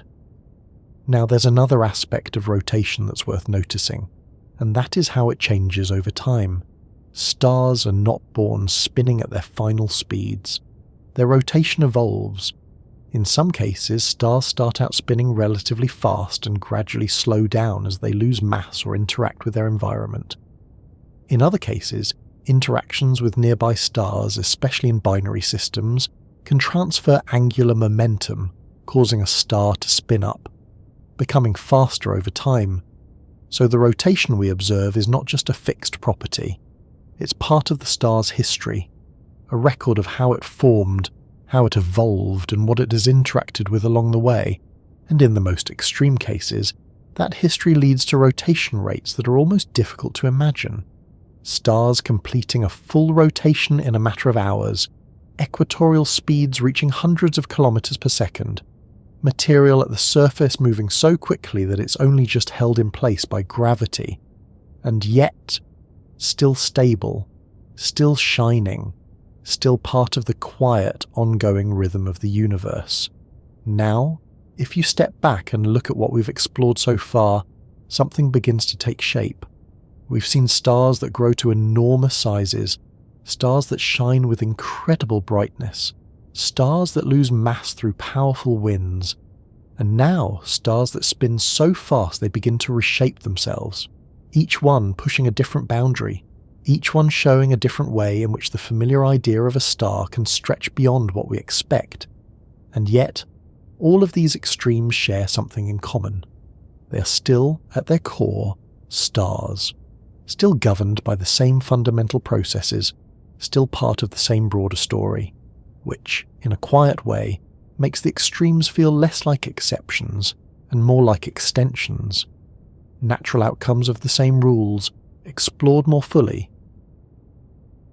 At some point, after all the expansion, all the brightness, all the spinning and shedding and stretching outward, the story begins to turn in the opposite direction. Not gradually outward anymore, but inward, and not gently. Because there comes a stage in the life of certain stars where the balance we've been following, gravity pulling in, energy pushing out, can no longer hold. Not because the star has grown too large, but because it has run out of ways to resist. Let's take that step carefully. For most of a star's life, the outward pressure from fusion keeps gravity in check. As long as the core continues producing energy, there is something pushing back, something holding the star up against its own weight. But eventually that fuel begins to run low. Hydrogen is used up, then helium, then heavier elements begin to fuse in sequence, each stage shorter than the last. And for very massive stars, this process continues until the core is made mostly of iron. Now, iron is a kind of stopping point. Fusing iron doesn't release energy. It requires energy. So when a star's core becomes dominated by iron, the process that has been supporting it for so long comes to an end. The outward push weakens. Gravity, which has been waiting patiently all this time, begins to take over. And when it does so quickly. The core collapses. Not slowly, not over millions of years, but in a matter of seconds. Material that once existed as a dense but stable core is suddenly pulled inward with immense force. The pressure rises, the density increases, and the structure of matter itself begins to change. Electrons and protons, which normally exist as separate particles, are forced together. They combine, and what's left is something new. Neutrons, a vast collection of neutrons packed together in an incredibly small space. This is the birth of a neutron star. Now, it's worth pausing here for a moment, because the scale of what we're describing is unusual in a very different way from everything we've seen so far. Before, we were talking about stars that expanded outward, becoming enormous, filling space. Now we're talking about something that collapses inward, a star that might have once been many times the size of the Sun, compressed down into a sphere only about 20 kilometers across, roughly the size of a city. It's a quiet contrast, from something that could stretch across planetary orbits to something that could fit comfortably within a small region on Earth. And yet, despite that small size, the mass remains, most of it at least, which means the density becomes extraordinary. The matter inside a neutron star is packed so tightly that it no longer behaves in ways we're familiar with. Atoms as we know them don't really exist there. Instead, it's a kind of dense nuclear matter, where neutrons are pressed together in ways that push the limits of our understanding. It's not something we can recreate in any practical sense. It's not something we can directly experience, but we can observe its effects. Now, what does that look like from the outside? A neutron star is small, dense, and incredibly compact. Its gravity is extremely strong, not quite at the level of a black hole, but still intense enough to have noticeable effects on its surroundings. If you were somehow able to stand on its surface, which is not something that could actually happen, the gravitational pull would be overwhelming. The structure of matter itself would not behave normally under those conditions, but even from a distance, neutron stars reveal themselves in interesting ways. Many of them spin, and they spin fast, very fast. Remember how we talked about stars that rotate quickly? Neutron stars take that idea and push it much further, because when the original star collapses, its rotation speeds up. It's a bit like a figure skater pulling in their arms during a spin. As the radius decreases, the rotation rate increases. So a star that was rotating at a moderate speed before collapse can become something that spins many times per second after becoming a neutron star. Some of these objects rotate dozens, hundreds, even over 1,000 times per second. A rapid, steady motion. And that rotation leads to one of the most recognizable types of neutron stars, pulsars. We'll take a closer look at those next, but for now, it's enough to notice that these compact objects are not just sitting quietly. They are active, dynamic, still part of the ongoing processes of the universe. Now, there's another detail that's worth considering, because while the collapse of the core forms the neutron star, the outer layers of the original star don't simply disappear. They are blown outward in a supernova explosion, a powerful event that releases an enormous amount of energy and spreads material into space. So the formation of a neutron star is not just a collapse, it's part of a transformation. The core compresses into something incredibly dense. The outer layers expand outward, enriching the surrounding space. And what remains at the center is this compact, intense object, continuing to exist in a very different state. Now, if you step back and look at this progression, something interesting becomes clear. We started with stars that expand, stars that grow larger and more diffuse. Then we looked at stars that lose mass, shedding their outer layers. And now we've arrived at stars that collapse, compressing themselves into something almost unimaginably dense. It's a kind of reversal, an inward journey instead of an outward one. And yet it's all part of the same life cycle, the same set of processes playing out in different ways depending on the mass, the conditions, and the path the star has taken. Now, as you let that idea settle, you might notice something subtle. The concept of extreme has shifted again. Before, it was about size. then brightness, then motion. Now it's about density, about how much matter can be packed into how small a space. And in that sense, neutron stars represent one of the most striking extremes we've encountered so far, not because they are large, but because they are not, because they take something vast and compress it into something remarkably small. Try to picture something very small, not a planet, not even a mountain, just something you could hold in your hand. A teaspoon, for example. Light, simple, familiar. The kind of object you don't really think about. It sits in a drawer, it stirs a drink, it weighs almost nothing. Now keep that image in mind and gently place something very different into it. Material from a neutron star.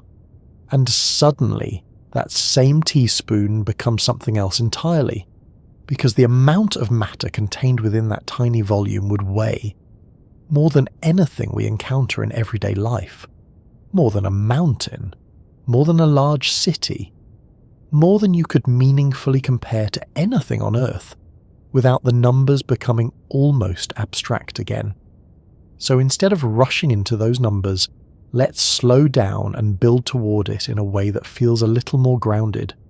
We've already seen how neutron stars form. A massive star reaches the end of its life. Its core collapses under gravity, compressing inward with immense force. Protons and electrons combine, forming neutrons. The structure of matter itself shifts, and what remains is incredibly compact. But compact doesn't quite capture it. Because what's really happening is that the empty space inside atoms, the vast regions between nuclei and electrons, is essentially removed. Atoms, as we usually think of them, are mostly empty space. The nucleus is tiny, the electrons orbit at relatively large distances, and most of what we perceive as solid is actually structure held together by forces, not tightly packed material. In a neutron star, that emptiness is gone. The matter is compressed until it reaches a state that is much closer to what you might find inside an atomic nucleus. Neutrons packed tightly together, with almost no space between them. So instead of thinking about a star made of atoms, it's more accurate to think of it as a star made of nuclear matter, and that's where the density comes from. Now, let's approach the comparison carefully. If you were to take just a small amount of this material, say a teaspoon, and somehow bring it to Earth without anything changing, which of course isn't physically possible, it would be unimaginably heavy. Not just heavy in the sense of difficult to lift, heavy in the sense that the concept of lifting it becomes meaningless. The weight would be so great that the teaspoon itself wouldn't be able to support it. The structure would fail long before you could even consider interacting with it. But again, rather than focusing on exact figures, it helps to think in terms of contrast. A teaspoon of water feels light. A teaspoon of sand feels slightly heavier. A teaspoon of metal feels heavier still. Each step adds more mass into the same volume. Now continue that progression. Far beyond anything we encounter in daily life. Keep compressing, keep removing space, until the material is as dense as matter can naturally become without collapsing further. That's the level we're talking about. Now, there's an interesting consequence to this density, because when matter is packed this tightly, the forces between particles become incredibly strong. Neutron stars are held together not just by gravity, but by the interactions between the neutrons themselves. The strong nuclear force, which normally acts only over very small distances inside atomic nuclei, now plays a role across the entire star. It's a different kind of structure. Not a gas, not a solid in the usual sense, but something that sits between categories, and because of that, neutron stars have properties that feel almost unusual. For example, their surfaces. When we talk about the surface of a neutron star, we're not talking about something soft or diffuse. It's more like a solid crust, incredibly dense and rigid compared to anything we know.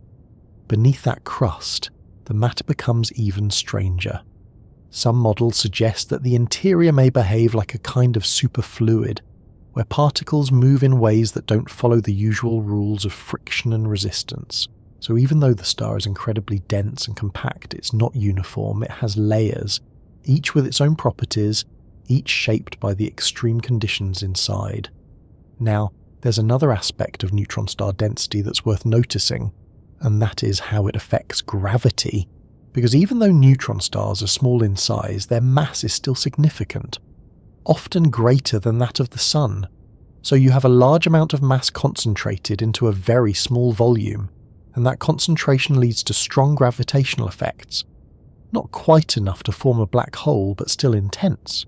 If you were near a neutron star, the difference in gravity between your head and your feet would be noticeable over a very short distance. The gravitational field changes rapidly as you move closer or farther away. Light itself can be affected. The path it takes, the way it escapes from the surface, all influenced by the strength of gravity in that region. So density doesn't just change how the star feels internally, it changes how it interacts with everything around it.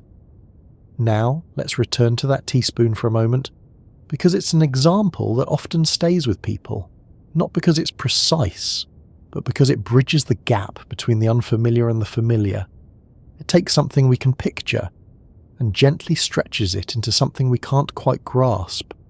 A small volume, an enormous amount of mass, a quiet contradiction. And that contradiction is part of what makes neutron stars so interesting. They challenge our expectations. They show us that the same basic ingredients, protons, neutrons, electrons, can be arranged in ways that feel completely different from anything we experience in everyday life. Imagine noticing a signal that repeats with perfect regularity. Not roughly regular, not close enough, but precise in a way that feels almost mechanical. A pulse, then another, each one arriving exactly when it should, with no hesitation, no drift, no uncertainty. At first, that kind of signal might feel artificial, intentional even, something designed rather than something natural. And for a brief moment in history, that's exactly what some scientists wondered. But the explanation, as it turned out, was far more interesting. It came from objects we've just begun to understand. Neutron stars, more specifically, a special kind of neutron star known as a pulsar. Now, rather than jumping straight into definitions, it helps to build the picture step by step. We already know that neutron stars are incredibly dense. We've seen how they form from the collapsed core of a massive star, how they compress enormous amounts of mass into a very small volume. We also touched on the fact that many of them spin, and not just spin gently, but rotate at extraordinary speeds. That rotation is the first piece of the puzzle. The second piece is something equally important, but a little less obvious. Magnetic fields. All stars have magnetic fields to some extent, including the Sun. But when a star collapses into a neutron star, its magnetic field becomes concentrated along with everything else. Just like the star's rotation speeds up as it shrinks, its magnetic field becomes much stronger. Far stronger than anything we experience in everyday environments. And that combination, rapid rotation and a strong magnetic field, creates something quite remarkable. Because the magnetic field of a neutron star is not always aligned with its rotation. In other words, the axis around which the star spins is not the same as the axis of its magnetic field, and that misalignment is what gives rise to the pulses. Here's how it works. The neutron star emits radiation, often in the form of radio waves, from regions near its magnetic poles. These emissions are not spread evenly in all directions. Instead, they form focused beams, extending outward into space. Now imagine those beams sweeping around as the star rotates, like the beam of a lighthouse turning slowly, sending flashes of light out across the sea. If Earth happens to lie in the path of one of those beams, we see a pulse of radiation each time it sweeps past us. Pulse, pause, pulse, pause, a steady rhythm. And because the rotation of the neutron star is so regular, those pulses arrive with incredible precision.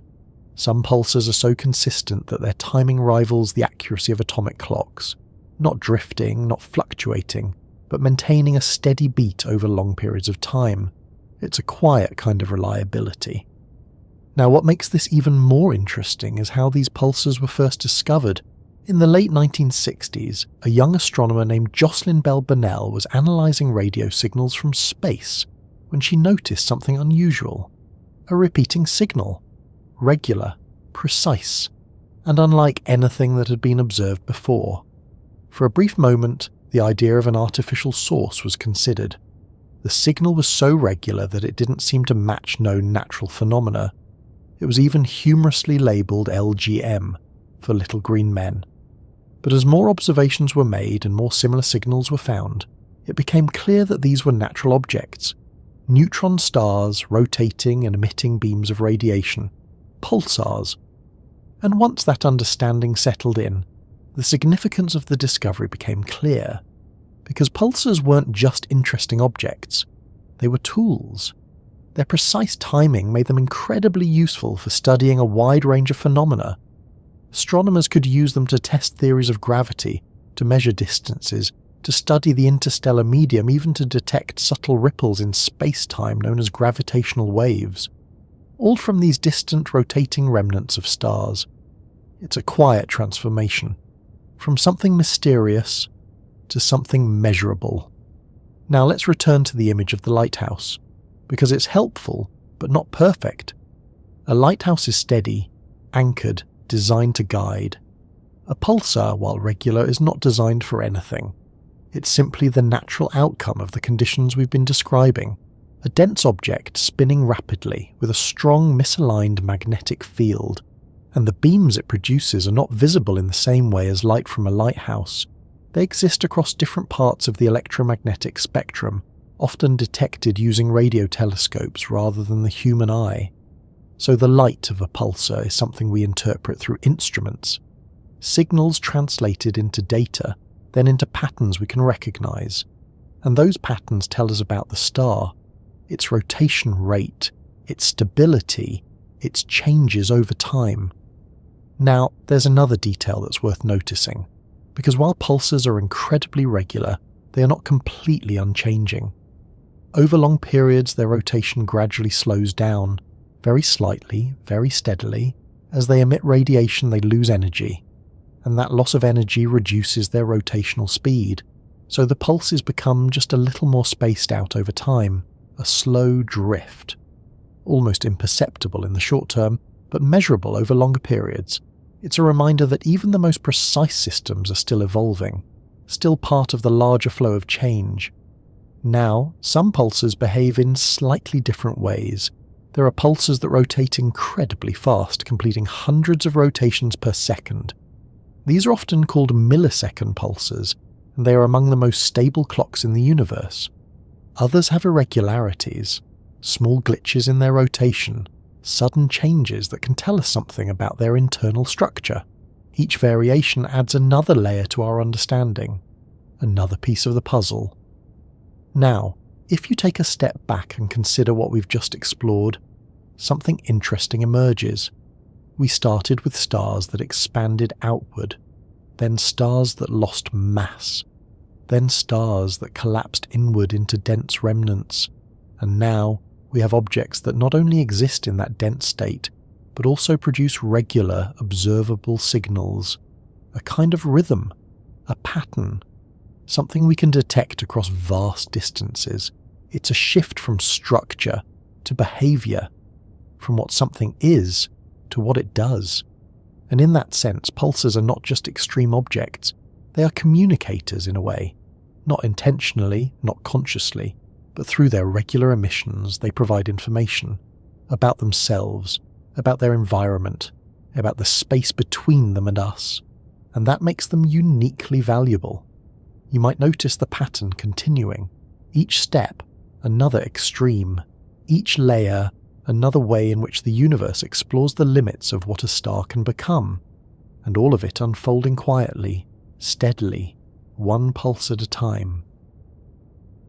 Somewhere along this quiet progression, the idea of a neutron star begins to feel almost familiar.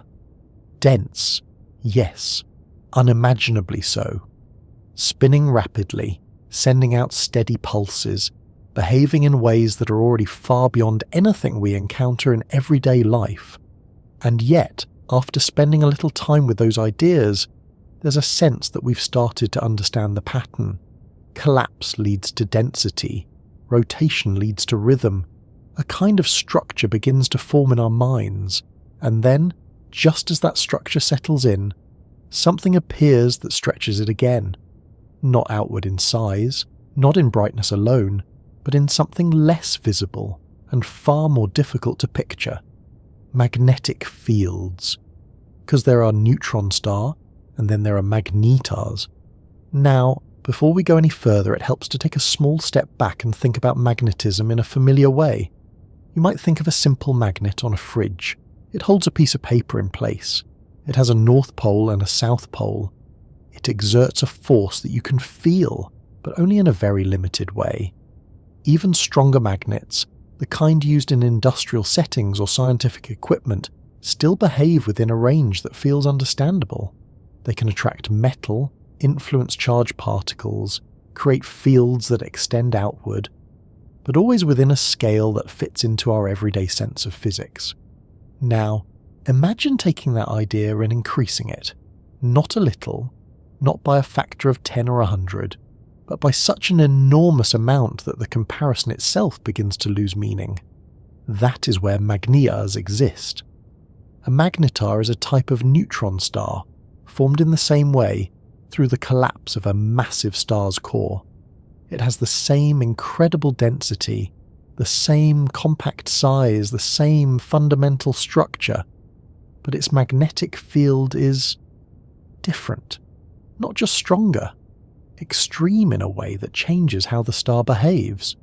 To approach this gently, consider that the magnetic field of Earth is enough to guide a compass, to protect us from certain types of solar radiation, to create the auroras near the poles. The Sun's magnetic field is stronger, capable of driving solar flares and shaping the solar wind.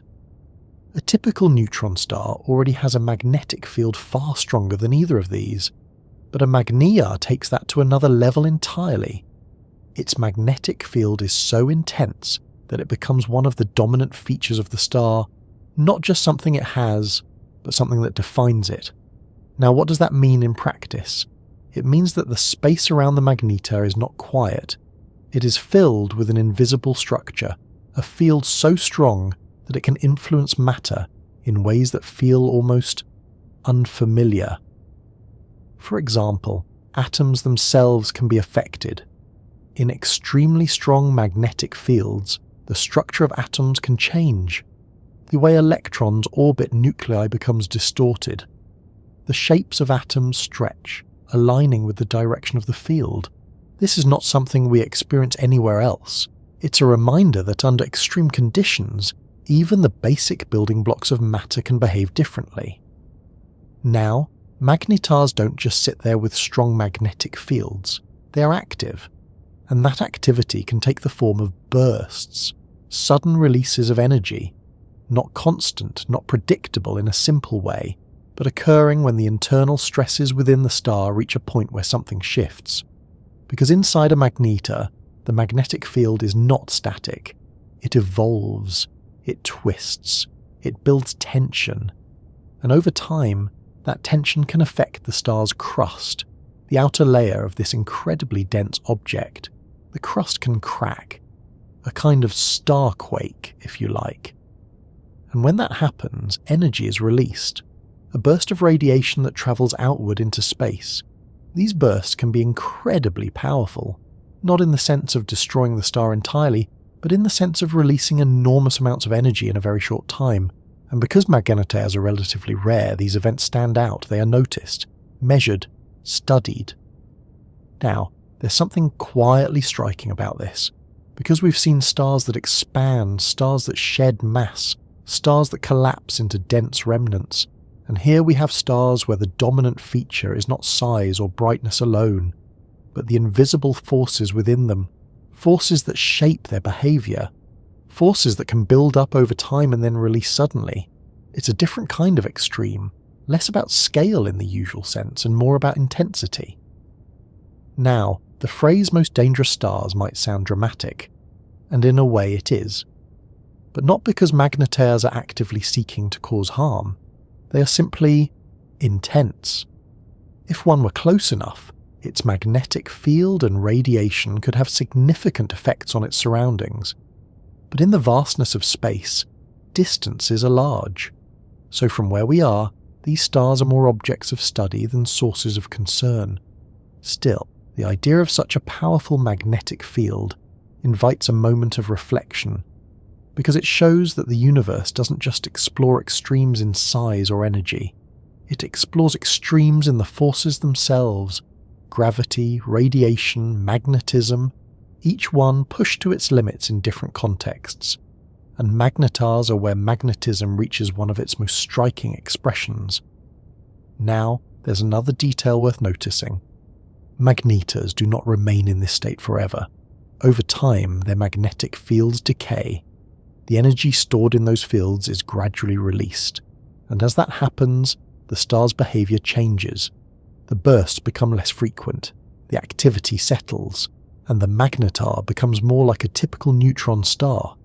So even here, in one of the most extreme states we've encountered, there is a sense of transition, a phase, a stage in the life of a star, not a permanent condition, and that pattern should feel familiar by now, because throughout this journey we've seen that extremes are often temporary, moments where the conditions align in a particular way, allowing something unusual to exist for a time, before evolving into something else. Now, as you let that idea settle, you might notice how the story continues to unfold in layers.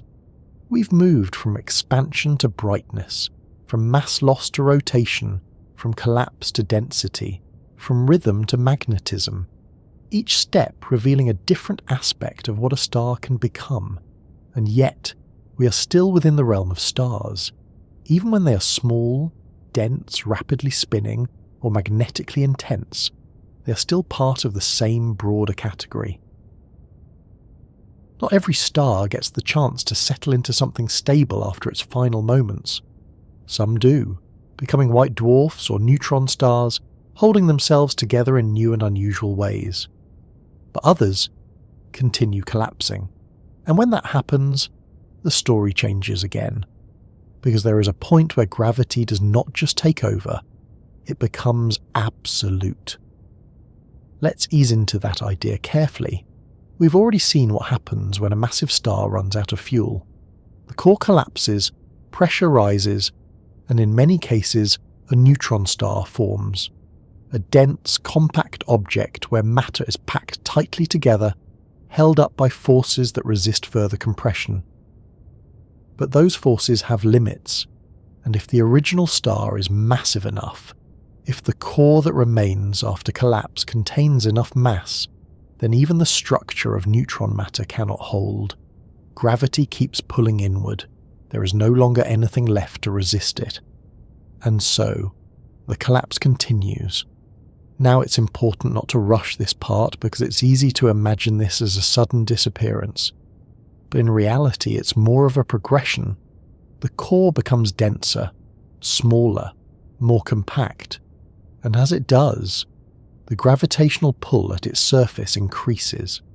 At a certain point, something very specific happens. The escape velocity, the speed required to leave the object's gravitational pull, becomes equal to the speed of light. And since nothing can travel faster than light, nothing can escape. Not matter, not radiation, not even light itself. This is the moment when a black hole is formed. Now, the term black hole can sound dramatic, almost like something that swallows everything around it. But the reality is a little more subtle. A black hole is not a hole in the usual sense. It is a region of space where gravity is so strong that the paths of objects and even light are bent inward in such a way that escape becomes impossible. The boundary of this region is called the event horizon, and that boundary is important because it marks the point beyond which we can no longer observe what happens directly. Anything that crosses it is no longer visible to the outside universe. Now, if you think back to what we've been exploring, something interesting becomes clear. We started with stars that expand, stars that grow large, bright, dynamic. Then we move to stars that lose mass, that shed their outer layers, then to stars that collapse into dense remnants. And now, we've reached a point where the collapse goes further than anything else we've seen, beyond density, beyond structure, into something where even our usual ways of describing matter begin to break down. Because inside a black hole, the details become uncertain. Our current theories can describe the region outside the event horizon quite well. We can predict how objects move around it, how light behaves near it, how it interacts with its surroundings. But what happens inside is still not fully understood. There are ideas, of course, the concept of a singularity, a point where density becomes infinite and the known laws of physics no longer apply in the usual way. But it's important to approach that idea gently, not as something we fully grasp, but as something that marks the edge of our understanding. Now, from the outside, a black hole does not necessarily appear dramatic. If it is not actively interacting with nearby material, it can be quite quiet, invisible in fact. We detect it not by seeing it directly, but by observing its effects on its surroundings, the motion of nearby stars, the behaviour of gas and dust, the way light bends as it passes close by. In some cases, when matter falls toward a black hole, it forms an accretion disk, a swirling structure of material heating up as it spirals inward. That process can produce enormous amounts of radiation, making the region around the black hole very bright. But the black hole itself remains dark. Now, there's something quietly striking about this transition, because a star, something that once produced light, warmth, energy, can end its life as something that does not emit light at all, from brightness to darkness, from expansion to complete collapse. And yet it is still part of the same continuum, the same set of processes taken to their most extreme conclusion. Now, it's worth noting that not all black holes form in exactly the same way. Some are created through the collapse of massive stars, as we've just described. Others may form through different processes, especially in the early universe, or through the merging of other compact objects. But the idea remains consistent. When enough mass is concentrated into a small enough region, gravity becomes dominant in a way that prevents escape, and that's what defines a black hole. Now, as you let that idea settle, you might notice something about how the concept of extreme has evolved. We began with size, then brightness, then motion, then density, then magnetism.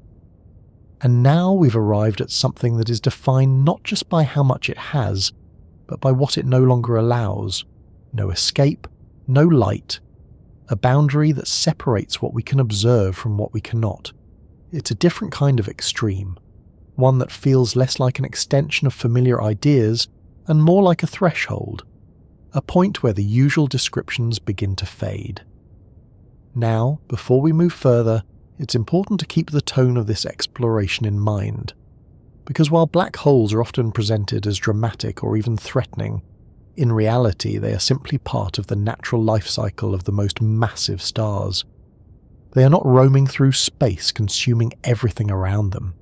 They are in most cases just there, influencing their surroundings through gravity, interacting with nearby material if it comes close, but otherwise remaining part of the broader structure of the universe. And in that sense, they are not separate from stars, they are what some stars become.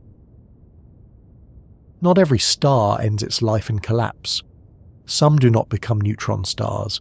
Some never reach the conditions needed to form black holes. Instead, they follow a quieter path, one that leads not to something extreme in the sense of density or gravity overpowering everything, but to something steady, small, faint, and still quietly shining. These are white dwarfs. Now, to understand how they form, it helps to return briefly to a more familiar kind of star, something like our Sun. Not particularly massive, not particularly extreme. A star that lives a long, stable life, burning hydrogen into helium over billions of years, maintaining that balance we've been following since the beginning. But eventually, even a star like this runs out of fuel. The hydrogen in its core is used up. The balance begins to shift. The core contracts, the outer layers expand, and the star becomes a red giant, growing much larger than it once was, its surface cooling slightly as it spreads outward. It's a gentle transformation compared to what we've seen with more massive stars. But it doesn't last forever, because after this expansion phase, something else begins to happen. The outer layers of the star become less tightly bound. Stellar winds, similar to the ones we discussed earlier but more pronounced in this stage, begin to carry material away. Slowly, gradually, the star sheds its outer layers into space. Not in a sudden explosion, but in a kind of extended release. And what remains behind is the core. That core, no longer supported by ongoing fusion, does not collapse into a neutron star because it simply doesn't have enough mass. Instead, it settles. Gravity pulls inward, but another force steps in to resist further compression. Electron degeneracy pressure. Now that phrase might sound a little technical, but the idea itself is quite simple.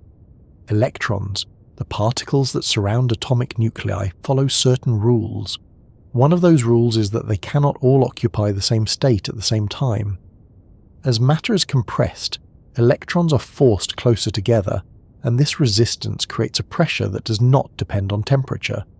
It's a different kind of support. Not energy pushing outward from fusion, but a fundamental property of matter itself preventing further collapse. And that's what holds up a white dwarf. So what you're left with is a small, dense object, roughly the size of Earth, containing a significant fraction of the mass of the original star. Not enormous in size, not particularly bright compared to larger stars, but still glowing, still radiating energy. Because even though fusion has stopped, the core remains hot, very hot, and over time it slowly cools, releasing that stored heat into space, a quiet, gradual fading. Now, if you pause for a moment and compare this to what we've seen so far, something interesting stands out. White dwarfs are extreme in their own way, but not in the same direction as neutron stars or black holes. They are dense, yes, but not to the same degree. They are compact, but not collapse beyond recognition. They still resemble stars in a sense. Small, hot, glowing spheres. It's a different kind of endpoint, less dramatic, more stable, and in some ways more familiar. Now, there's another detail that adds to their quiet nature.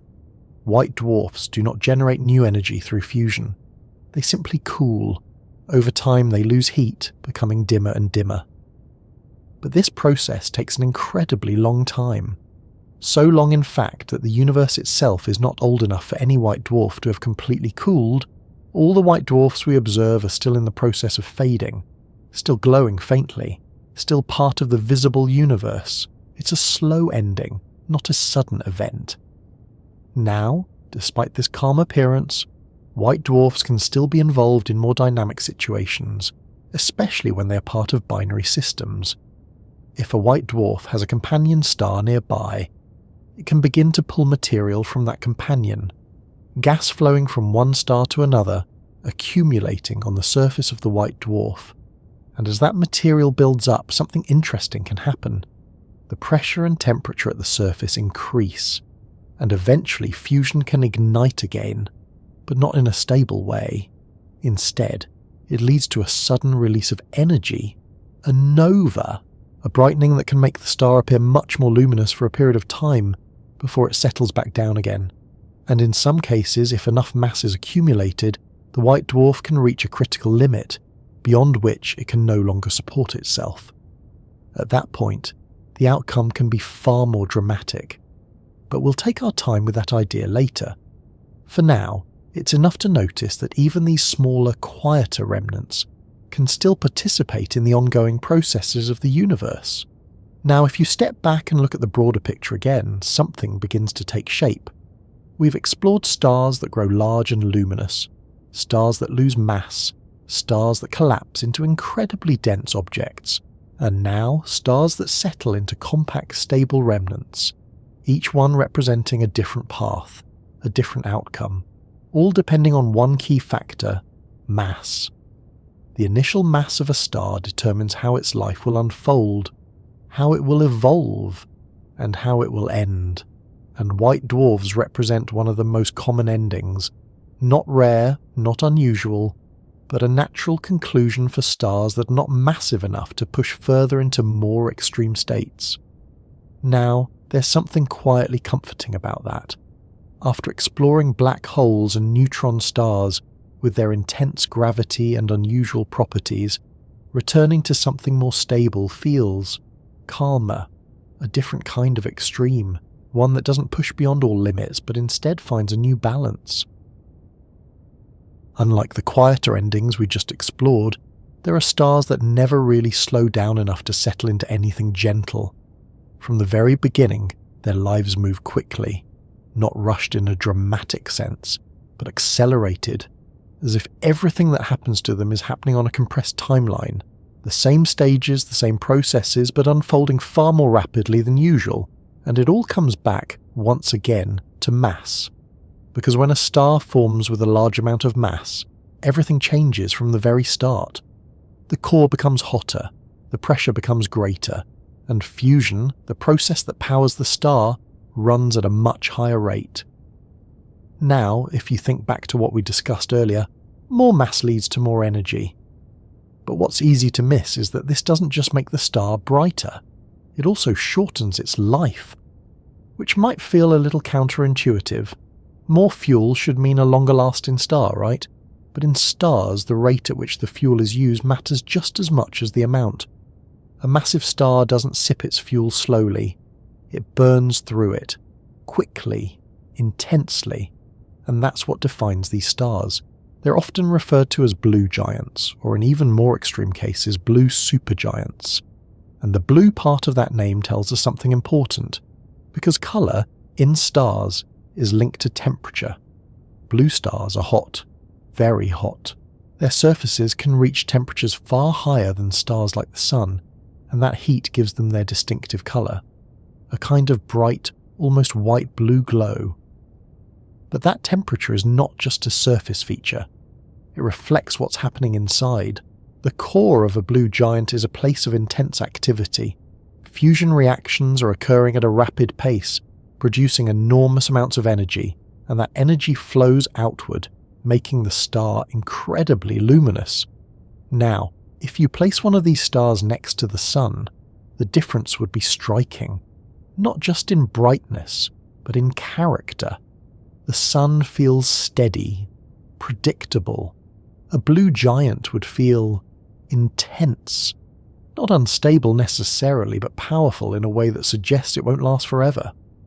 And that intuition would be correct, because these stars live short lives, in cosmic terms at least.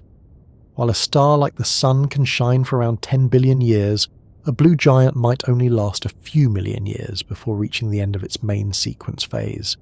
A brief existence, and that brevity comes from the way it uses its fuel. Hydrogen is fused rapidly, the core evolves quickly, and the star moves through its stages faster than its smaller counterparts. Now, there's something quietly interesting about this, because if you think about it, these stars begin their lives already on the path toward extremes. They don't need to evolve into something unusual, they start that way. High mass, high temperature, high luminosity from the very beginning, and because of that they often go on to become the kinds of stars we've already discussed. Red supergiants, unstable luminous stars, objects that lose mass, that pulse, that eventually collapse. So in a sense, blue giants are not just extreme in themselves, they're also the starting point for many of the extremes we've been exploring. Now there's another detail worth noticing, and that is how these stars interact with their surroundings. Because their intense radiation has a strong effect on nearby material, the gas around them can become ionized, glowing as it absorbs and re-emits energy. Stellar winds, driven by their high luminosity, push material outward, shaping the environment around them, and in regions where many of these stars form together, the combined effect can be significant. Entire clouds of gas can be influenced, compressed, or dispersed, affecting the formation of future stars. So even though these stars live short lives, they leave a lasting impact. They shape the regions they inhabit. They contribute to the cycle of star formation. And when they reach the end of their lives, they often do so in ways that release even more energy into their surroundings. But before we move to those endings, it's worth pausing for a moment on the idea of their lifespan. Because short-lived in this context still means millions of years. From a human perspective, that's an enormous amount of time, but compared to the lifespan of smaller stars, it's brief. And that contrast is what matters. It shows how the same basic processes can unfold at very different rates. How the initial conditions of a star can shape not just what it becomes, but how quickly it gets there. Now, if you step back and look at the pattern again, something becomes clear. We've seen stars that expand slowly, stars that cool gradually, stars that settle into long-lasting states, and now, stars that burn quickly and move rapidly through their lives, each one representing a different pace, a different rhythm, and all of them part of the same broader system. Now, there's another aspect of these fast-living stars that connects to what comes next. Because when a star evolves quickly, it doesn't just reach its later stages sooner, it also approaches the limits of what is possible more directly. Mass limits, brightness limits, stability limits, and in some cases these stars appear to challenge those limits, to exist right at the edge of what our current understanding allows. Something curious begins to happen when you follow this path far enough. At first, everything feels structured, predictable in a quiet way. Stars form from clouds of gas, they settle into balance, they evolve according to their mass, and eventually they reach an endpoint that fits within the framework we've been building. There's a sense that the universe, while vast and complex, still follows rules, clear ones, reliable ones, and then you encounter something that doesn't quite fit. Not dramatically at first, just a small inconsistency. A number that seems slightly higher than expected, a star that appears just a bit more massive than the models would comfortably allow, and then another, and another, until the question gently begins to form. Are these limits really limits, or are they something softer? Let's slow down and build this carefully, because the idea of a mass limit in stars is not arbitrary. It comes from the same balance we've been returning to again and again. Gravity pulling inward, energy pushing outward. For a star to exist in a stable way, those two forces must remain in equilibrium, at least for some period of time. But as mass increases, gravity becomes stronger, which means the core becomes hotter, which means fusion becomes more intense, which means more energy is produced, and that energy doesn't just shine outward, it pushes. Radiation pressure, as we explored earlier, begins to act against gravity, especially in the outer layers of very luminous stars. Now there is a point where this outward push becomes so strong that it begins to prevent additional mass from being held together. A kind of natural ceiling, not a sharp boundary, but a region where stability becomes increasingly difficult. Astronomers have spent a long time trying to understand where that ceiling lies. Based on models of stellar formation and stability, there appears to be an upper limit somewhere around 100 to 150 times the mass of the Sun. Beyond that, it becomes very difficult for a star to hold itself together. The radiation it produces should, in theory, blow away the surrounding material before the star can grow any larger. So for a long time, this limit seemed reasonable, a natural boundary, an endpoint for how massive a single star could become. But then observations began to complicate that picture. Stars were found that appeared to exceed this limit, not by a small margin, but significantly. And that's where the phrase, stars that shouldn't exist, begins to make sense. Because according to the models, these stars should not be stable. They should not have formed in the way we understand star formation. They should not be able to hold themselves together. And yet, they are there. Now, it's important to approach this gently. Because when we say shouldn't exist, we don't mean that the universe has made a mistake. We mean that our current understanding may be incomplete, that the rules we've derived from theory and observation may not fully capture the complexity of what's actually happening. So instead of treating these stars as contradictions, it's more useful to think of them as clues, indications that something in the process is different from what we assumed. Now, one possibility is that these stars are not forming in isolation.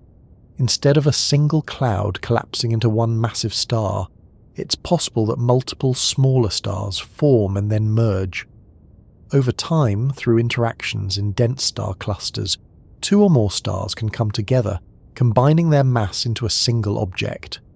That merged star would then appear more massive than what we would expect from standard formation processes. And that helps explain some cases, but not all, because even if a star forms through merging, it still has to remain stable afterward. And that brings us back to the same problem. How does it hold itself together? How does it avoid losing its outer layers through intense radiation pressure? How does it maintain that balance long enough to be observed? Now, another possibility is that our understanding of radiation pressure itself needs refinement.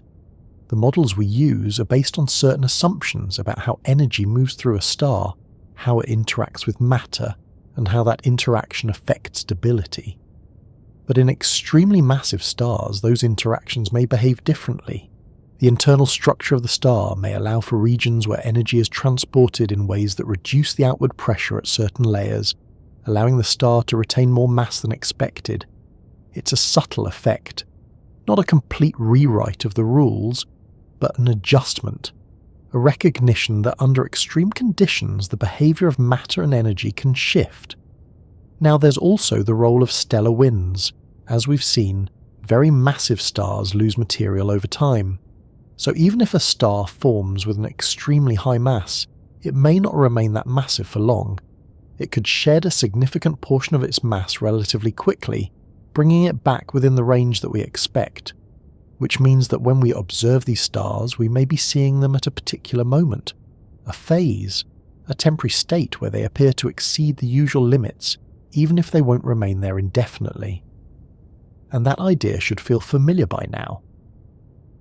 Because throughout this journey we've seen that extremes are often temporary, moments where conditions align in a way that allows something unusual to exist, for a time. Now there's another aspect to consider, and that is how we measure these stars, because determining the mass of a star is not always straightforward.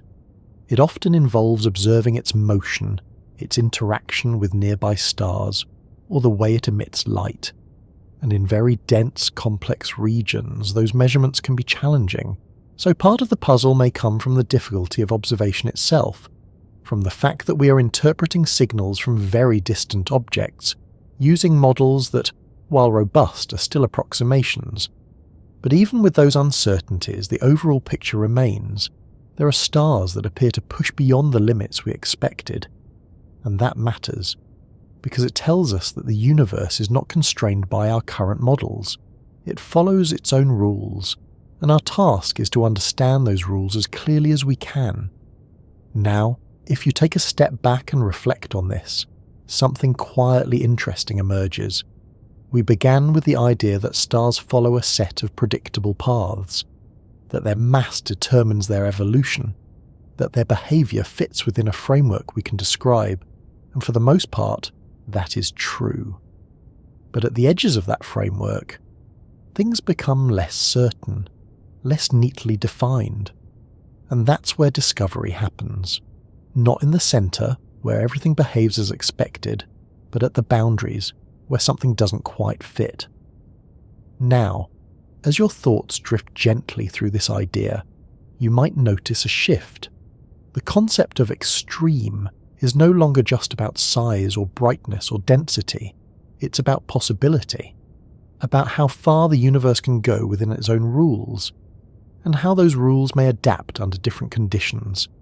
And in that sense, these stars are not just unusual, they're important. They show us where our understanding reaches its limits, and where it might need to expand.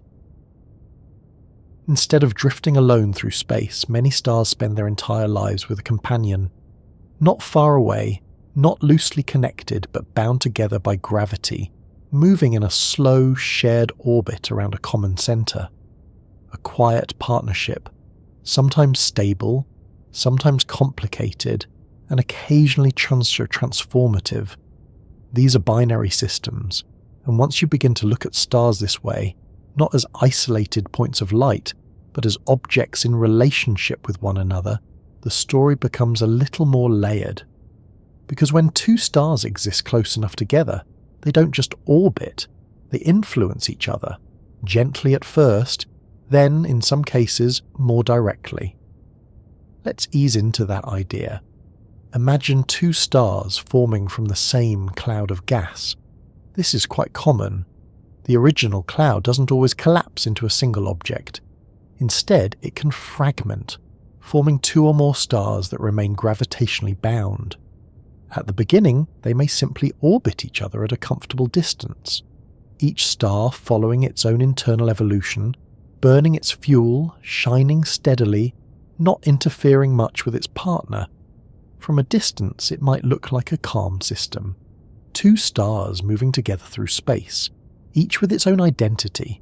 But over time, things can change, because stars do not remain the same size.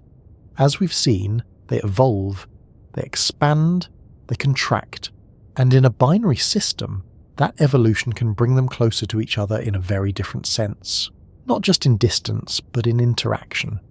Now, one of the most important concepts here is something called the Roche lobe. You don't need to focus too much on the technical details, but the idea itself is quite intuitive. Each star in a binary system has a region around it where its own gravity dominates. Within that region, material is bound to that star. But if a star expands beyond that region, its outer layers can begin to feel the gravitational pull of its companion more strongly than its own. And when that happens, material can start to move from one star to the other.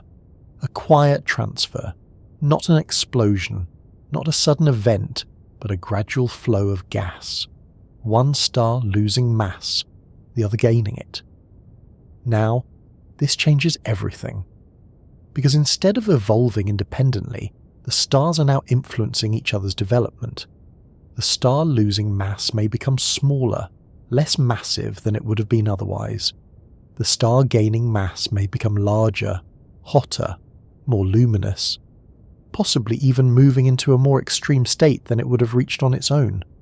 So the paths we described earlier, those neat sequences based on initial mass, begin to shift. The story becomes less predictable, more dynamic. Now, let's consider a simple example. A star like the Sun, paired with a more massive companion. The more massive star evolves faster, expanding into a giant phase while the smaller star remains relatively unchanged. As the larger star expands, it may begin to lose material to its companion. That material flows across the system, forming a stream or an accretion disk around the receiving star. And over time, this transfer can significantly alter both stars. The donor star becomes lighter, the recipient becomes heavier. And because mass plays such a central role in stellar evolution, both stars may end up following paths quite different from what their original masses would suggest. Now, this process can lead to some of the most interesting phenomena in astronomy. Because when material accumulates on the surface of a compact object, like a white dwarf, the conditions can become unstable. We touched on this briefly before. As gas builds up, pressure and temperature increase, and eventually fusion can ignite suddenly, leading to a nova, a burst of light, a temporary brightening. Not the end of the star, but a noticeable event, and if enough mass is transferred, something even more dramatic can happen. The white dwarf can approach a critical limit, beyond which it can no longer support itself, and when that happens, the result can be a supernova. But we'll move gently toward that idea later. For now, it's enough to notice that binary systems create possibilities that single stars do not have. They allow for interactions, for exchanges, for changes that depend not just on internal processes but on relationships. Now, there's another layer to this, because not all binary systems involve stars of similar size or type. Some involve compact objects, neutron stars, black holes, and when these objects interact with a companion star, the effects can be even more pronounced. Material falling toward a neutron star or black hole can form an accretion disk, heating up as it spirals inward, emitting high-energy radiation. These systems can become some of the brightest sources of X-rays in the sky, not because of the stars themselves, but because of the interactions between them. Again, it's not the object alone, it's the relationship. Now, if you pause for a moment and consider what this means, something quietly shifts. Up to now, we've been thinking of stars as individual entities, each one following its own path, shaped by its own mass and internal processes. But in binary systems, that independence fades. The fate of one star becomes linked to the other. Their stories intertwine. And in that intertwining, new outcomes become possible. Now, there's something else worth noticing. Because while some of these interactions are dramatic, others are subtle. Slow exchanges of mass over long periods, gradual changes in rotation, shifts in brightness that occur over years or decades. Not everything is explosive. Much of it is quiet, a steady influence, and that fits with the broader pattern we've been following. Because even in the most extreme cases, the universe often moves gradually, building toward change, allowing conditions to evolve, and then sometimes crossing a threshold. Now, as you let this idea settle, you might notice how it connects to what comes next. Because when stars interact in these ways, when mass is transferred, when conditions are altered, the stage is set for something more dramatic. There comes a point in the life of certain stars where change is no longer gradual, not slow expansion, not steady cooling, not a quiet transfer of material from one companion to another. Instead, something builds and builds until the balance we've been following finally gives way in a way that is anything but subtle. And when that happens, the result is what we call a supernova. But rather than thinking of it as a single type of event, it helps to approach it as a category. A family of endings, each one shaped by different conditions, different histories, and different paths leading up to the same general outcome. A sudden release of energy on a scale that is difficult to match. Let's take this step by step, because the word explosion can make it feel abrupt, almost instantaneous. And while the visible event does occur quickly, the conditions that lead to it develop over time, sometimes over millions of years. Now, there are two main ways a supernova can occur. One involves the collapse of a massive star's core, the other involves a white dwarf in a binary system. We'll move through both gently. First, the collapse of a massive star. We've already touched on this earlier. A very massive star burns through its fuel quickly, moving through successive stages of fusion, hydrogen to helium, helium to heavier elements, and eventually building up an iron core. And as we've seen, iron marks a kind of endpoint. Fusion can no longer produce energy. The outward pressure weakens. Gravity takes over. The core collapses. Now, that collapse happens very quickly. In a matter of seconds, the core compresses to extreme densities, forming either a neutron star or, if the mass is high enough, continuing toward a black hole. But the outer layers of the star don't simply follow quietly. They respond. As the core collapses, it creates a shock wave that travels outward through the star. Combined with other processes happening deep inside, this leads to the ejection of the star's outer layers into space. And that ejection is what we see as a supernova, a sudden brightening, a star that becomes, for a brief time, far more luminous than it was before. In some cases, bright enough to outshine entire galaxies for a short period. It's a striking contrast, a star that has been shining steadily for millions of years, suddenly becoming vastly brighter and then fading again. Now, the second path is quieter at first, but just as significant, a white dwarf in a binary system. We explored this idea briefly before. A white dwarf, orbiting a companion star, begins to pull material from that companion. Gas accumulates on its surface, pressure builds, and as more material is added, the mass of the white dwarf increases. Now there is a limit to how much mass a white dwarf can support. Beyond a certain point, the forces holding it up are no longer sufficient, and when that limit is reached, something dramatic happens. Fusion ignites throughout the star, not in a controlled, stable way, but all at once, a runaway reaction, and the result is a supernova. In this case, the star is not left behind as a remnant, it is completely disrupted, its material is expelled into space. Now both of these processes lead to similar outcomes in some ways: a sudden release of energy, the ejection of material, a bright, visible event. But the details differ, and those details matter, because they tell us about the star's history, about how it formed, about how it evolved.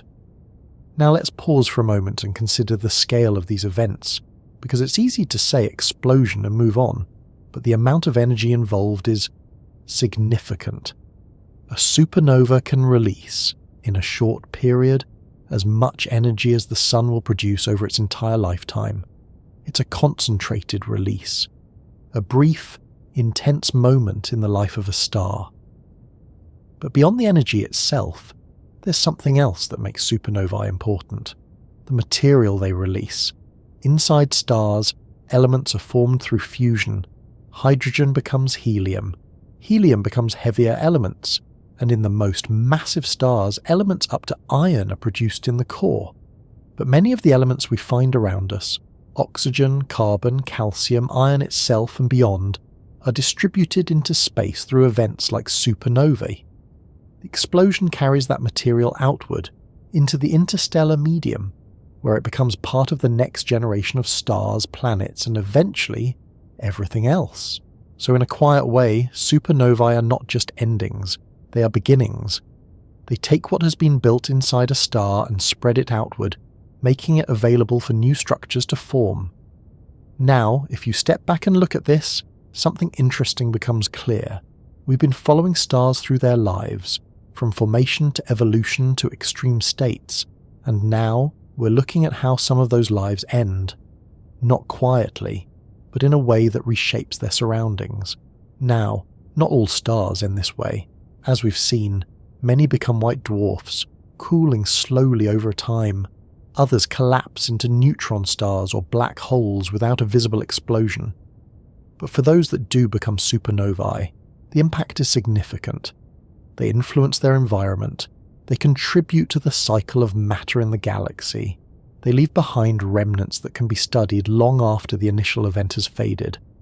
And those remnants, expanding clouds of gas, can persist for thousands of years, a visible record of what happened. Now, there's something quietly fascinating about that, because even though the explosion itself is brief, the effects linger. They spread outward. They evolve. They become part of the larger structure of the universe. Now, as you let that idea settle, you might notice how the pattern continues. Each extreme we've explored has led to another, each stage revealing something new about how stars behave under different conditions, and supernovae represent one of the most dramatic transitions, a point where the internal processes of a star are no longer contained, but released. There are moments in the universe that don't last long, not millions of years, not even thousands, not days or hours, sometimes just seconds.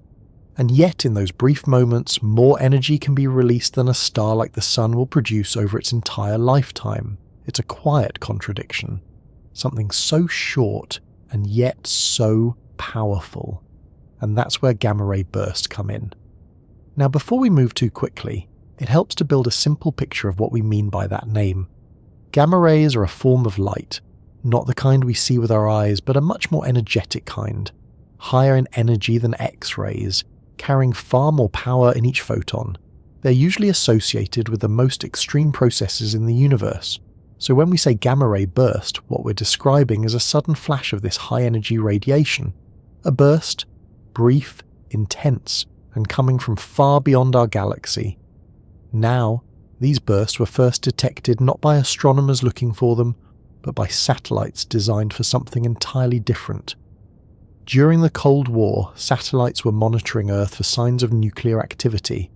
They were built to detect bursts of gamma radiation that might indicate weapons testing. But instead of signals from Earth, they picked up something else. Signals from space. Short, sharp bursts of gamma rays arriving from distant directions. At first, their origin was unclear. They didn't match known sources. They didn't follow familiar patterns. But over time, as more data was collected, a picture began to emerge. These were not local events. They were happening far away, very far away, and that meant their energy had to be enormous for us to detect them at all. Now let's slow that down for a moment. If you observe something from across the galaxy, or even from another galaxy entirely, the signal you receive has already spread out over a vast distance. It has weakened. So for it to still be detectable, the original event must have been incredibly powerful. And that's exactly what gamma ray bursts are. Now there are two main types, long duration bursts and short duration bursts. The difference between them is, as the names suggest, how long they last. Long bursts can last from a few seconds to several minutes. Short bursts may last less than a second.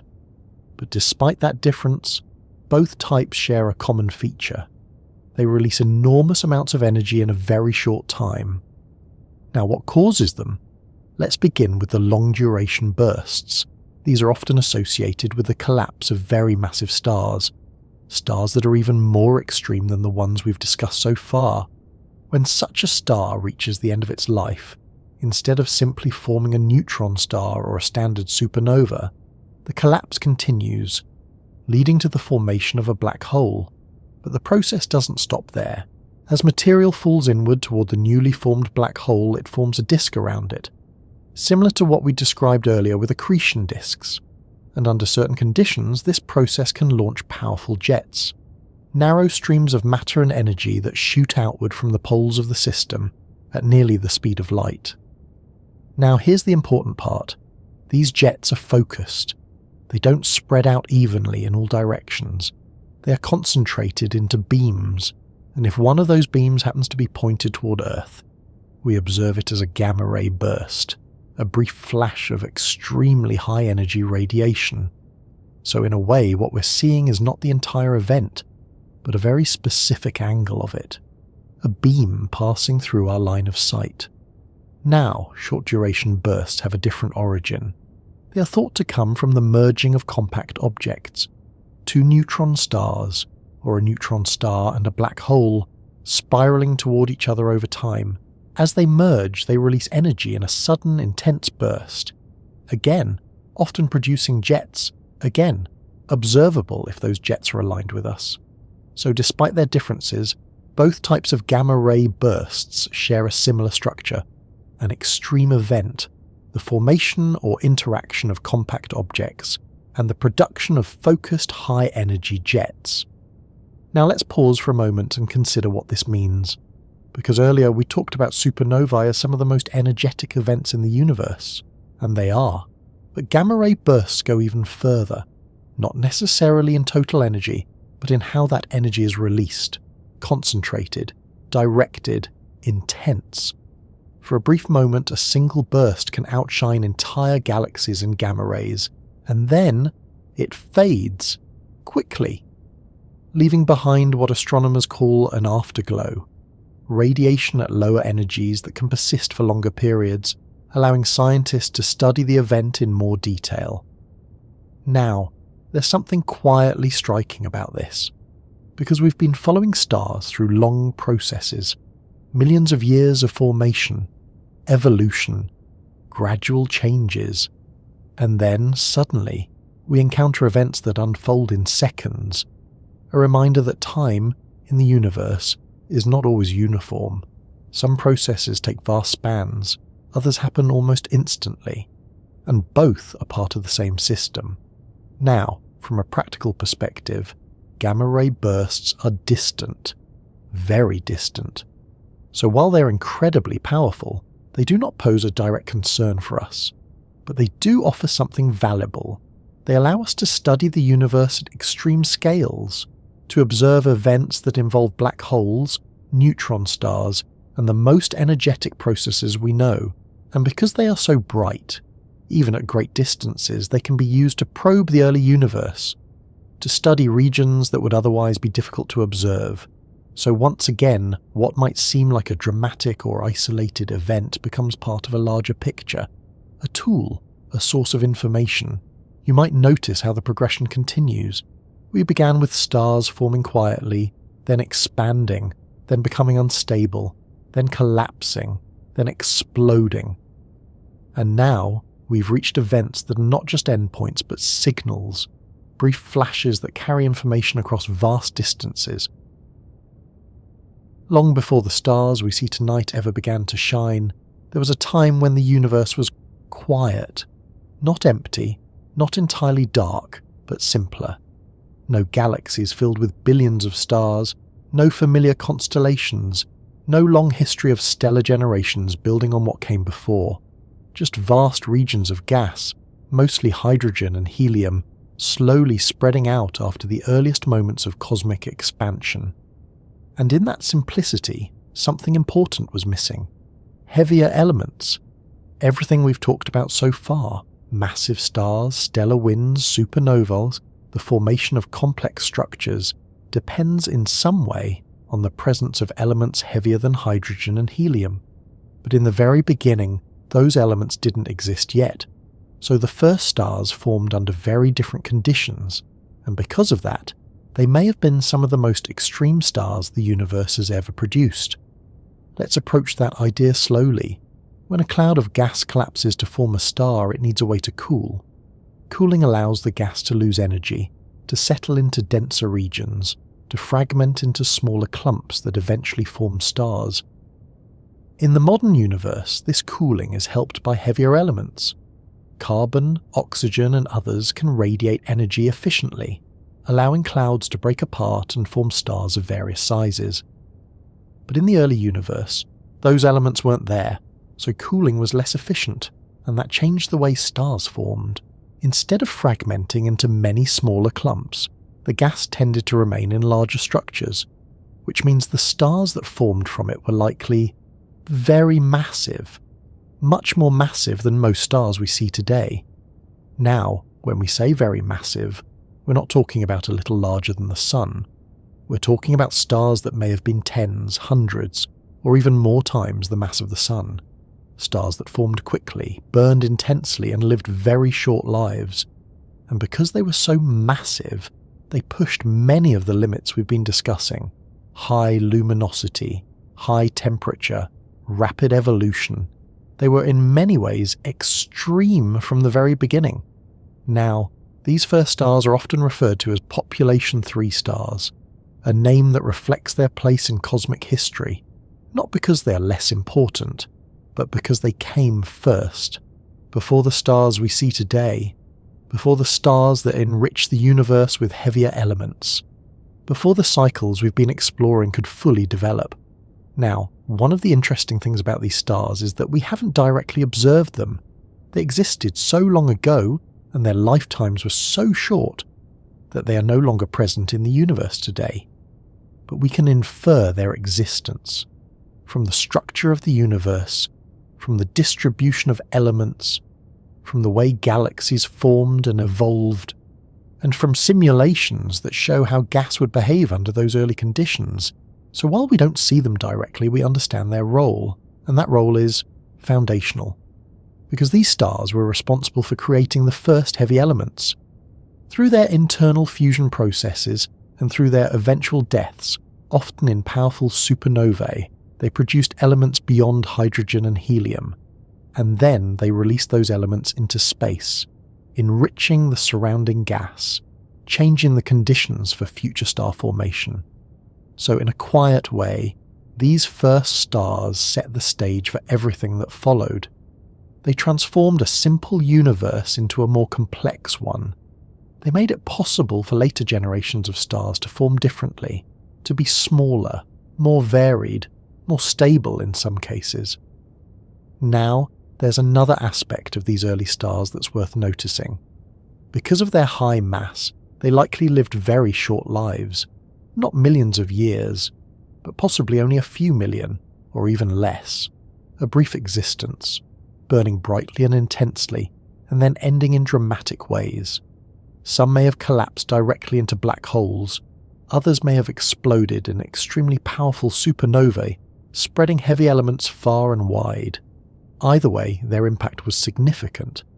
Now, if you step back and think about this, something interesting emerges. We've been exploring extremes in the present universe, stars that are large, bright, dense, unstable. But here, we're looking at extremes in a different sense, extremes in time, stars that existed under conditions that no longer exist, stars that may have been more massive, more intense, and more short-lived than most of what we see today. And yet, they are part of the same story, the beginning of it. Now, as you let this idea settle, you might notice a shift in perspective. We often think of the universe as something that has always been roughly the same, stars forming, evolving, dying in a continuous cycle. But in reality, the conditions have changed over time. The earlier stars were different, the universe itself was different, and those differences shaped everything that came after. Now, there's something quietly fascinating about that, because it means that when we look at the stars today, we are seeing the result of a long history, a chain of events that began with those first extreme stars and continues through every generation that followed. Even after everything we've explored, there's a quiet question that lingers, not a dramatic one, not urgent, just something that sits gently in the background, waiting to be noticed. Have we already seen the most extreme stars the universe can produce? Or are there others, still beyond what we have observed? It's a natural question. Because throughout this journey, each step has stretched the idea of what a star can be. We began with something familiar, a stable, steady object like the sun. Then we moved outward, toward giants that expand across planetary distances, then inward, toward neutron stars where matter is compressed beyond anything we experience. Then further still, toward black holes, where even light cannot escape. At each stage it felt like we were approaching a limit, and then something else appeared, something that pushed that limit just a little further. So it's reasonable to wonder whether that pattern continues, whether there are still edges we haven't reached. Now, to explore this gently, it helps to think about what we mean by more extreme, because that word can take many forms: more massive, more luminous, more dense, more energetic, or perhaps something different entirely, something we haven't yet fully described. Let's begin with mass. We've already seen that there appears to be an upper limit to how massive a star can be, based on the balance between gravity and radiation pressure. And yet we've also seen that some stars seem to approach, or even exceed, that limit under certain conditions.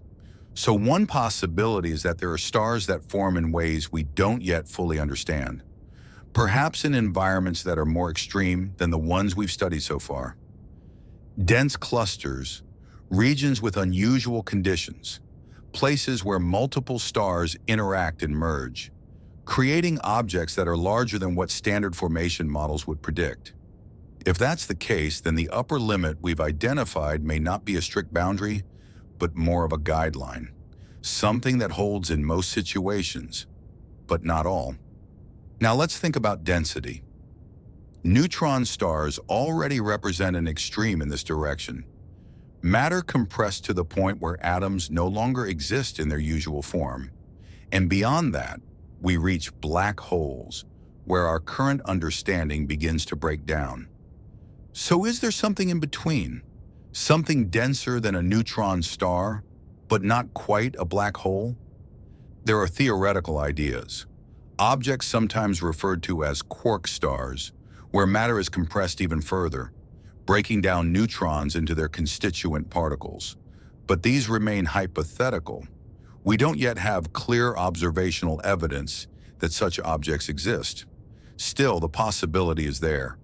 A reminder that the space between known categories may still hold surprises.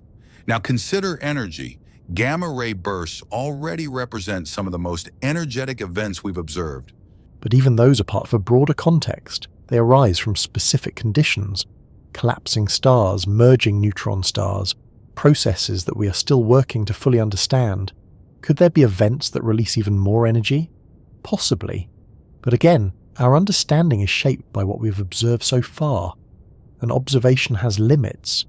We can only detect what reaches us, what is bright enough, close enough, or aligned in such a way that we can see it.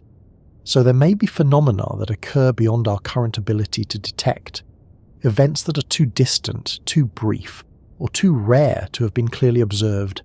Now, there's another aspect to consider, and that is time, because the universe is not static. It evolves. The conditions that existed in the early universe were different from those we see today, and those conditions allowed for the formation of stars that may no longer form in the same way. We've already touched on this with the first stars, but the idea extends further.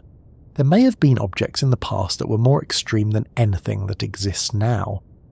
And similarly, in the far future, new conditions may give rise to new kinds of stars. So when we ask whether more extreme stars could exist, we're also asking a question about time, about whether the universe has already explored its most extreme possibilities, or whether it still has more to reveal. Now, there's something quietly important about all of this, because the limits we talk about, mass limits, luminosity limits, stability limits, are based on our current understanding of physics, and that understanding is very strong. It explains a wide range of observations with remarkable accuracy. But it is not complete. There are still areas where questions remain, where the behavior of matter and energy under extreme conditions is not fully understood. So when we encounter something that doesn't quite fit, something that appears to go beyond those limits, it doesn't mean the universe is breaking its rules. It means we may need to refine our understanding of those rules, to adjust them, to expand them, and that's part of what makes this exploration so quietly interesting. Because it's not just about the stars themselves, it's about what they reveal, about how the universe behaves when pushed to its edges. Now, as your thoughts drift gently through this idea, you might notice a shift. At the beginning, we were asking what stars are, then we asked how extreme they can become, and now we're asking whether there are still extremes we haven't yet seen. It's a different kind of question, less about description and more about possibility. Now, before we move on, it's worth pausing for a moment and considering something simple. Even the most extreme stars we've discussed exist within the same universe as everything else. They follow the same fundamental laws. They arise from the same basic ingredients. And yet, by adjusting conditions, by changing mass, density, energy, they become something entirely different, which suggests that the range of possibilities is broad, very broad, and perhaps not yet fully explored. After wandering through all of these different kinds of stars, the giants, the bright ones, the dense ones, the unstable ones, it becomes natural to pause for a moment and ask something simple. Why does any of this matter? Not in a dramatic sense, not as a grand philosophical question, but in a quieter way. What do these extreme stars actually teach us? Because it would be easy to think of them as curiosities, rare objects, interesting but distant, unusual but not especially relevant to anything closer to home. And in a sense that's true. They are far away. They don't directly affect our daily lives, but if you look a little more closely, something begins to emerge. These extreme stars are not just unusual, they are informative. They show us how the universe behaves when pushed to its limits, and those limits are where understanding deepens. Let's take that step gently. When scientists study something under ordinary conditions, they can learn a lot. Patterns become clear, relationships between variables can be observed, the system behaves in ways that are relatively predictable.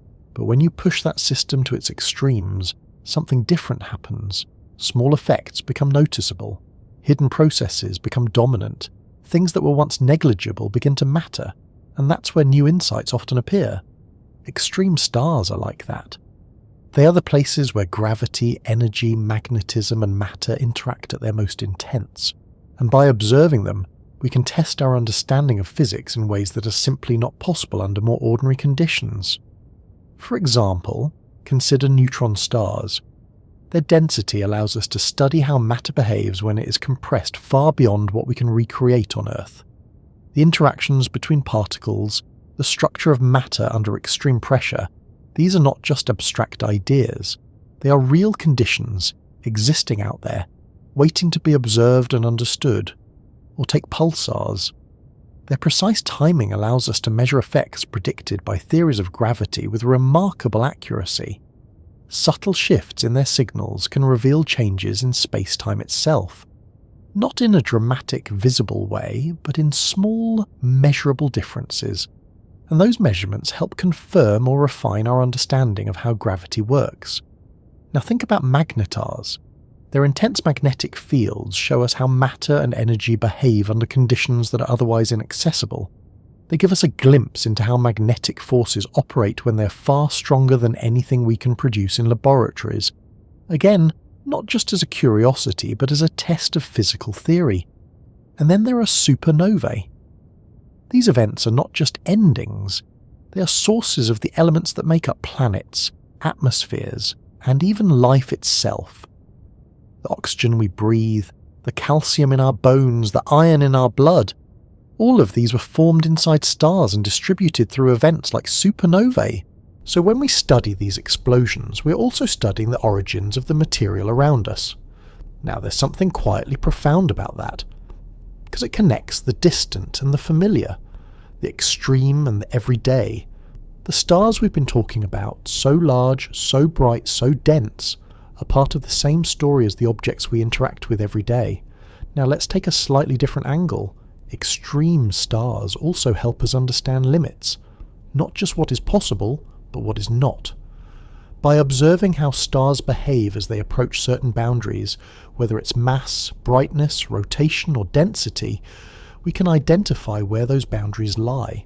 And sometimes, as we've seen, we discover that those boundaries are not exactly where we expected them to be, that they can shift, that they can be approached in different ways, and that understanding helps refine our models. It makes our predictions more accurate. It brings us closer to describing the universe as it actually is, rather than how we initially assumed it to be. Now, there's another layer to this, because extreme stars are also tools. They allow us to study regions of space that would otherwise be difficult to observe. Gamma-ray bursts, for example, can be seen across vast distances, acting like beacons that illuminate the distant universe. Pulsars can be used as precise clocks, helping us measure time and distance on cosmic scales.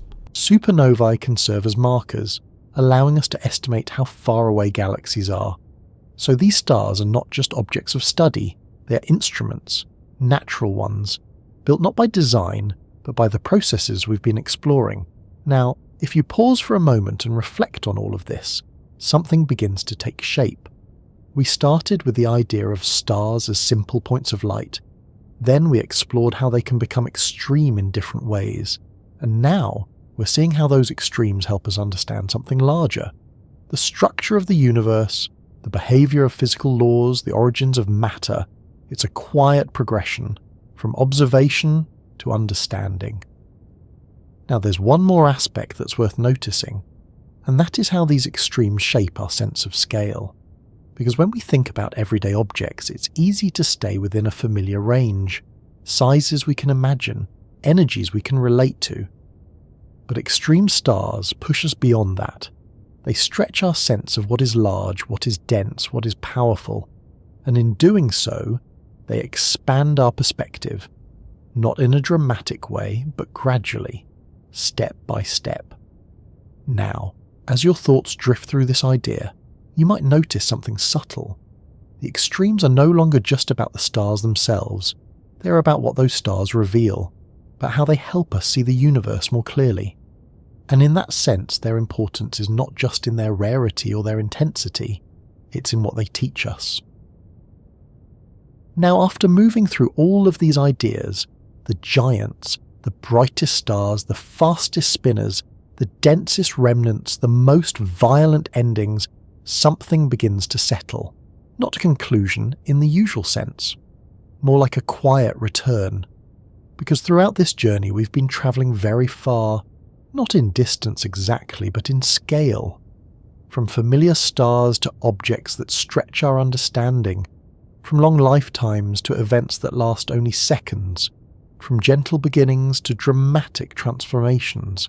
And yet, here you are, in your own space, at your own time, perhaps lying down, perhaps simply resting, with the same sky above you that people have looked at for thousands of years.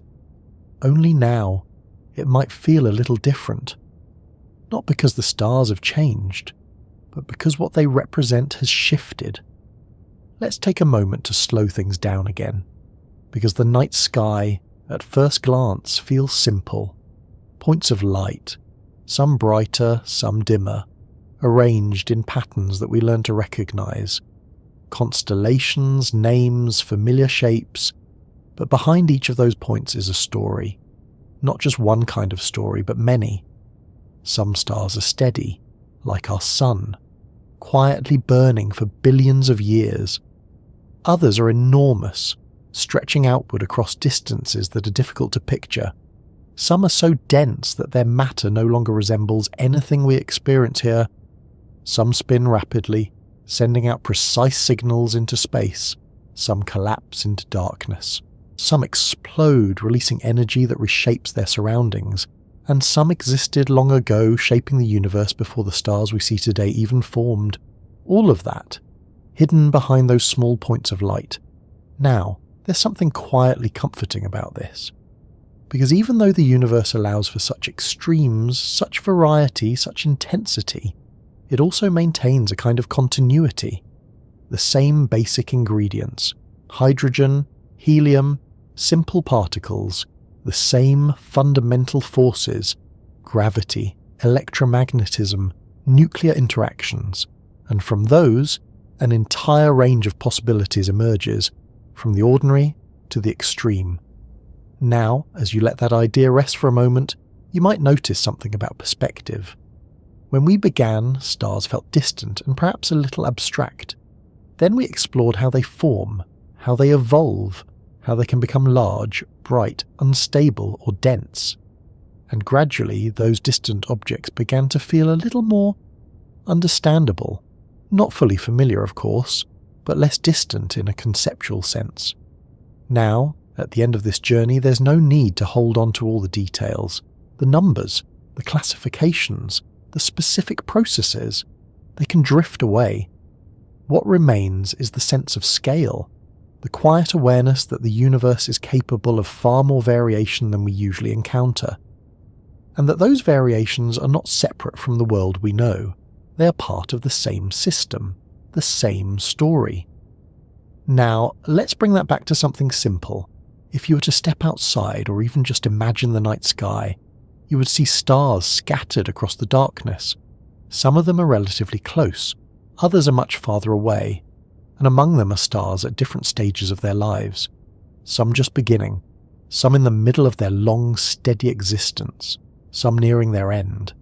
And somewhere, though far beyond what we can see directly, there are neutron stars, pulsars, magnetars, black holes, remnants of supernovae, and the traces of stars that existed long before our sun was formed, all present at once, all part of the same universe. Now there's something quietly grounding about that, because it reminds us that while the universe is vast and complex, it is also continuous, not divided into separate parts, but connected. Processes leading to outcomes, outcomes leading to new beginnings, a cycle that extends across time. Now, as your thoughts begin to slow a little more, there's no need to follow every step of that cycle. You don't need to track each stage or remember each detail. It's enough to let the general sense remain. Stars forming, evolving, changing, ending, and beginning again in new forms. Now let your focus soften, because the goal here isn't to hold on to everything. It's to allow your mind to drift gently, carrying with it just a few impressions. The idea of something very large, something very bright, something very dense, and the quiet understanding that all of these are simply different expressions of the same underlying processes. Now notice your breathing for a moment. No need to change it. Just observe it. In and out, steady, uncomplicated, and in a way, that rhythm is not so different from the processes we've been describing. Not in scale, of course, but in pattern. A quiet repetition, a balance. Now, the night sky above you, whether you can see it right now or not, continues its own quiet rhythm. Stars moving, galaxies turning, processes unfolding over timescales far beyond anything we experience directly, and yet, here you are, aware of it, connected to it, not physically in any immediate sense, but through understanding, through observation, through curiosity. Now, as we come to this point, there's no need for a sharp ending, no final conclusion, just a gentle return. Back to where you are, back to the present moment. The ideas can fade into the background, the details can soften, and what remains is simply the sense that the universe is there, vast, varied, and quietly continuing. So if your eyes are closed, you might let them stay that way. If your thoughts are still moving, you might let them slow. There's nothing more you need to follow, nothing more you need to hold on to, just the quiet awareness of the night sky, and the understanding that somewhere out there, all of these extremes continue to exist, calmly, steadily, as part of a much larger story. And from here you can simply rest,